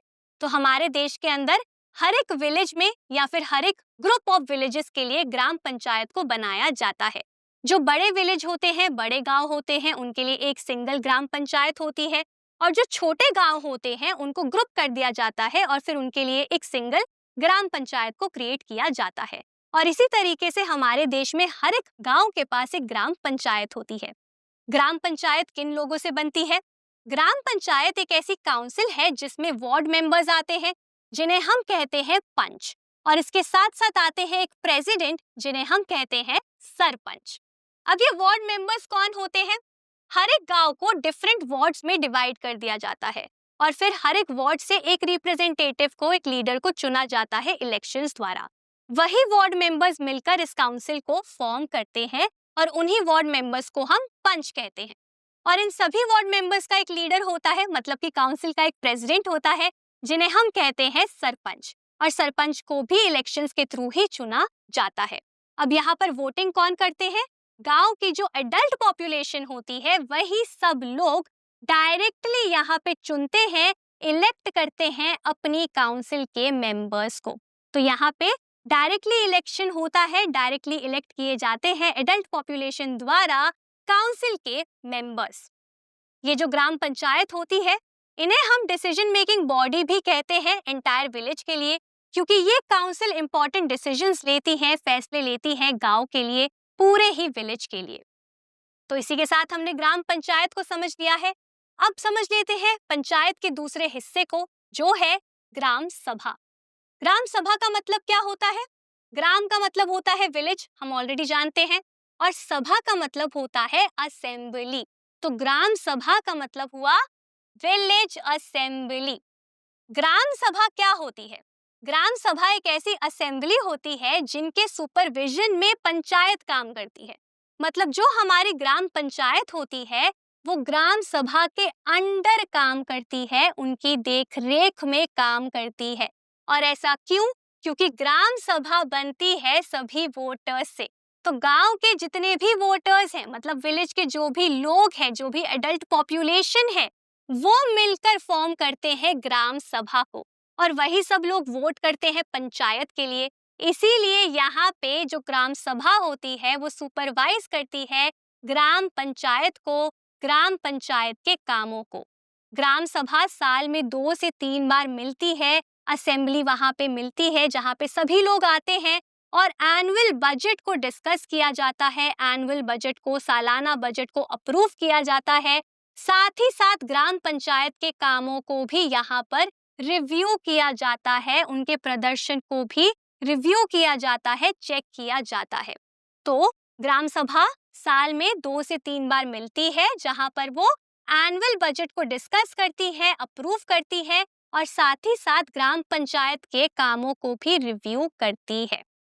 तो यहाँ पर हमने ग्राम सभा को भी समझ लिया है और हमारा विलेज लेवल यहीं पर खत्म होता है। अब आगे बढ़ते हैं ब्लॉक लेवल की तरफ, जिसे हम कहते हैं पंचायत समिति। पंचायत समिति का मतलब होता है ग्रुप ऑफ काउंसिल। अब ये समिति कैसे फॉर्म होती है? जब हम कुछ ग्राम पंचायत को ग्रुप कर देते हैं साथ में, तो फॉर्म हो जाती है एक पंचायत समिति, या फिर जिसे हम कहते हैं ब्लॉक या फिर मंडल। तो पंचायत समिति कैसे फॉर्म होती है? जब कुछ ग्राम पंचायत को ग्रुप कर दिया जाता है साथ में। फॉर एग्जाम्पल, हमारे देश के छत्तीसगढ़ राज्य का एक डिस्ट्रिक्ट है जिसका नाम है रायपुर। अब रायपुर में एक ब्लॉक आता है जिसे हम कहते हैं अरंग। अब ये अरंग का ब्लॉक कैसे बना है? कई सारी ग्राम पंचायत के मिलने से। तो यहाँ पर जितनी भी ग्राम पंचायत थी वो मिली, उन्हें ग्रुप किया गया और फिर फॉर्म हुआ अरंग का ये ब्लॉक। तो जब ऐसे ही कुछ ग्राम पंचायत को मिला दिया जाता है, ग्रुप कर दिया जाता है, तो वही फॉर्म करता है पंचायत समिति, ब्लॉक या फिर मंडल। अब इस समिति के मेंबर्स कौन होते हैं? इस समिति के मेंबर्स को इलेक्ट किया जाता है, चुना जाता है सभी पंचायत के मेंबर्स द्वारा। तो जो भी मेंबर्स होते हैं इस समिति के, वो चुने जाते हैं किसके द्वारा? एरिया के सभी पंचायत के मेंबर्स द्वारा। तो जो भी ग्राम पंचायत होती है यहाँ पे, उन्हीं के मेंबर्स इस समिति के मेंबर्स को चुनते हैं। तो यहाँ पर हमने पंचायत समिति को भी समझ लिया है। अब आगे बढ़ते हैं और समझ लेते हैं डिस्ट्रिक्ट लेवल के बारे में, मतलब कि जिला परिषद के बारे में। जिला परिषद कब फॉर्म होती है? जिला परिषद फॉर्म होती है जब सभी पंचायत समिति को मिला दिया जाता है एक डिस्ट्रिक्ट के अंदर। तो जब एक डिस्ट्रिक्ट के सभी पंचायत समिति मिल जाती हैं तो उन्हीं को बोलते हैं हम जिला परिषद। फॉर एग्जाम्पल, यहाँ पर हमने समझा था कि कैसे अरंग एक ब्लॉक है, तो अरंग जैसे इस डिस्ट्रिक्ट में और भी 3 ब्लॉक्स आते हैं। तो जब हम इन चारों ही ब्लॉक्स को मिला देते हैं तो फॉर्म होता है जिला परिषद। अब जिला परिषद के कौन कौन होते हैं मेंबर्स? जिला परिषद में ज्यादातर मेंबर्स को इलेक्ट किया जाता है, मतलब कि चुना जाता है। और चुने हुए मेंबर्स के अलावा जिला परिषद में कई सारे एमपीज होते हैं, एमएलएज होते हैं उसी डिस्ट्रिक्ट के, और साथ ही साथ कुछ ऑफिशियल्स भी होते हैं बाकी के डिस्ट्रिक्ट बॉडीज के। तो जिला परिषद के कौन कौन से मेंबर्स होते हैं? कुछ मेंबर्स यहाँ पे इलेक्ट किए जाते हैं, कुछ मेंबर्स एमपीज होते हैं, एमएलएज होते हैं डिस्ट्रिक्ट के, और बाकी के मेंबर्स ऑफिशियल्स होते हैं दूसरी डिस्ट्रिक्ट बॉडीज के। अगर हम बात करें जिला परिषद के हेड की, तो जिला परिषद के चेयरपर्सन को बोला जाता है पॉलिटिकल हेड। तो जिला परिषद के जो अध्यक्ष होते हैं उन्हें पॉलिटिकल हेड भी बोला जाता है जिला परिषद का, क्योंकि वो कंट्रोल करते हैं सभी लेवल्स को, सभी रूरल लोकल गवर्नमेंट के लेवल्स को। तो यहाँ पर हमने जिला परिषद को भी समझ लिया है और रूरल लोकल गवर्नमेंट हमारा यहीं पर कंप्लीट होता है। अब आगे बढ़ते हैं अर्बन लोकल गवर्नमेंट के तरफ और शुरुआत करते हैं बॉटम लेवल के साथ, मतलब कि म्युनिसिपैलिटीज के साथ, नगर पालिकाओं के साथ। म्युनिसिपैलिटीज को सेटअप किया जाता है छोटे टाउन्स के लिए, कस्बों के लिए, जहाँ की पॉपुलेशन कम होती है, जो टाउन्स काफी साइज में भी छोटे होते हैं। तो छोटे टाउन्स में सेटअप किया जाता है म्युनिसिपैलिटीज को। म्युनिसिपैलिटीज को कंट्रोल करती है इलेक्टेड बॉडी, जो कि लोगों के रिप्रेजेंटेटिव से बनती है। मतलब कि म्युनिसिपैलिटीज को एक काउंसिल कंट्रोल करती है, जिसे हम कहते हैं नगर पालिका परिषद। और ये जो नगर पालिका परिषद होती है, ये फॉर्म होती है लोगों के रिप्रेजेंटेटिव से, और वही बॉडी कंट्रोल करती है म्युनिसिपैलिटीज को। म्युनिसिपैलिटीज के हेड को हम क्या बोलते हैं? म्युनिसिपैलिटी के हेड को हम बोलते हैं म्युनिसिपल चेयरपर्सन, मतलब कि म्युनिसिपल अध्यक्ष। तो यहाँ पर हमने म्युनिसिपैलिटीज को भी समझ लिया है। अब बात करते हैं म्युनिसिपल कॉर्पोरेशंस की, मतलब कि नगर निगम की। म्युनिसिपल कॉर्पोरेशंस को फॉर्म किया जाता है बिग सिटीज के लिए, बड़े शहरों के लिए, मेट्रो सिटीज के लिए, जैसे कि दिल्ली, मुंबई, कोलकाता, बैंगलोर। तो ऐसी बड़ी सिटीज के लिए जहाँ की पॉपुलेशन ज्यादा हो, जिनका साइज बड़ा हो, ऐसी सिटीज के लिए म्युनिसिपल कॉर्पोरेशंस को ही फॉर्म किया जाता है। म्युनिसिपल कॉर्पोरेशंस को भी कौन कंट्रोल करती है?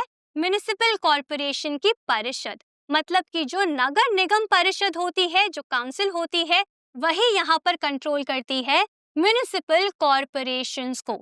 और ये जो काउंसिल होती है, ये बनती है लोगों के ही रिप्रेजेंटेटिव से।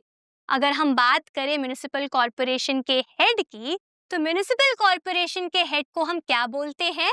मेयर बोलते हैं। तो म्युनिसिपल कॉर्पोरेशंस को फॉर्म किया जाता है बड़े शहरों के लिए, और म्युनिसिपैलिटीज को फॉर्म किया जाता है छोटे शहरों के लिए, छोटे टाउन्स के लिए। ठीक है। और साथ ही साथ म्युनिसिपल कॉर्पोरेशंस के हेड को हम मेयर बोलते हैं, लेकिन म्युनिसिपैलिटी के हेड को हम क्या बोलते हैं? Municipal chairperson.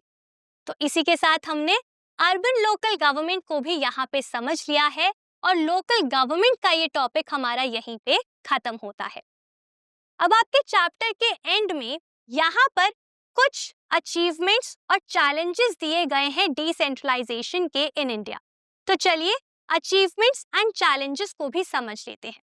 सबसे पहले बात करते हैं अचीवमेंट्स की, मतलब क्या क्या सफलताएं हैं डिसेंट्रलाइजेशन की इन इंडिया। सबसे पहले तो डिसेंट्रलाइजेशन की वजह से हमारे देश में अबाउट 36 लाख इलेक्टेड रिप्रेजेंटेटिव्स को चुना गया पंचायत में एंड म्युनिसिपैलिटीज में।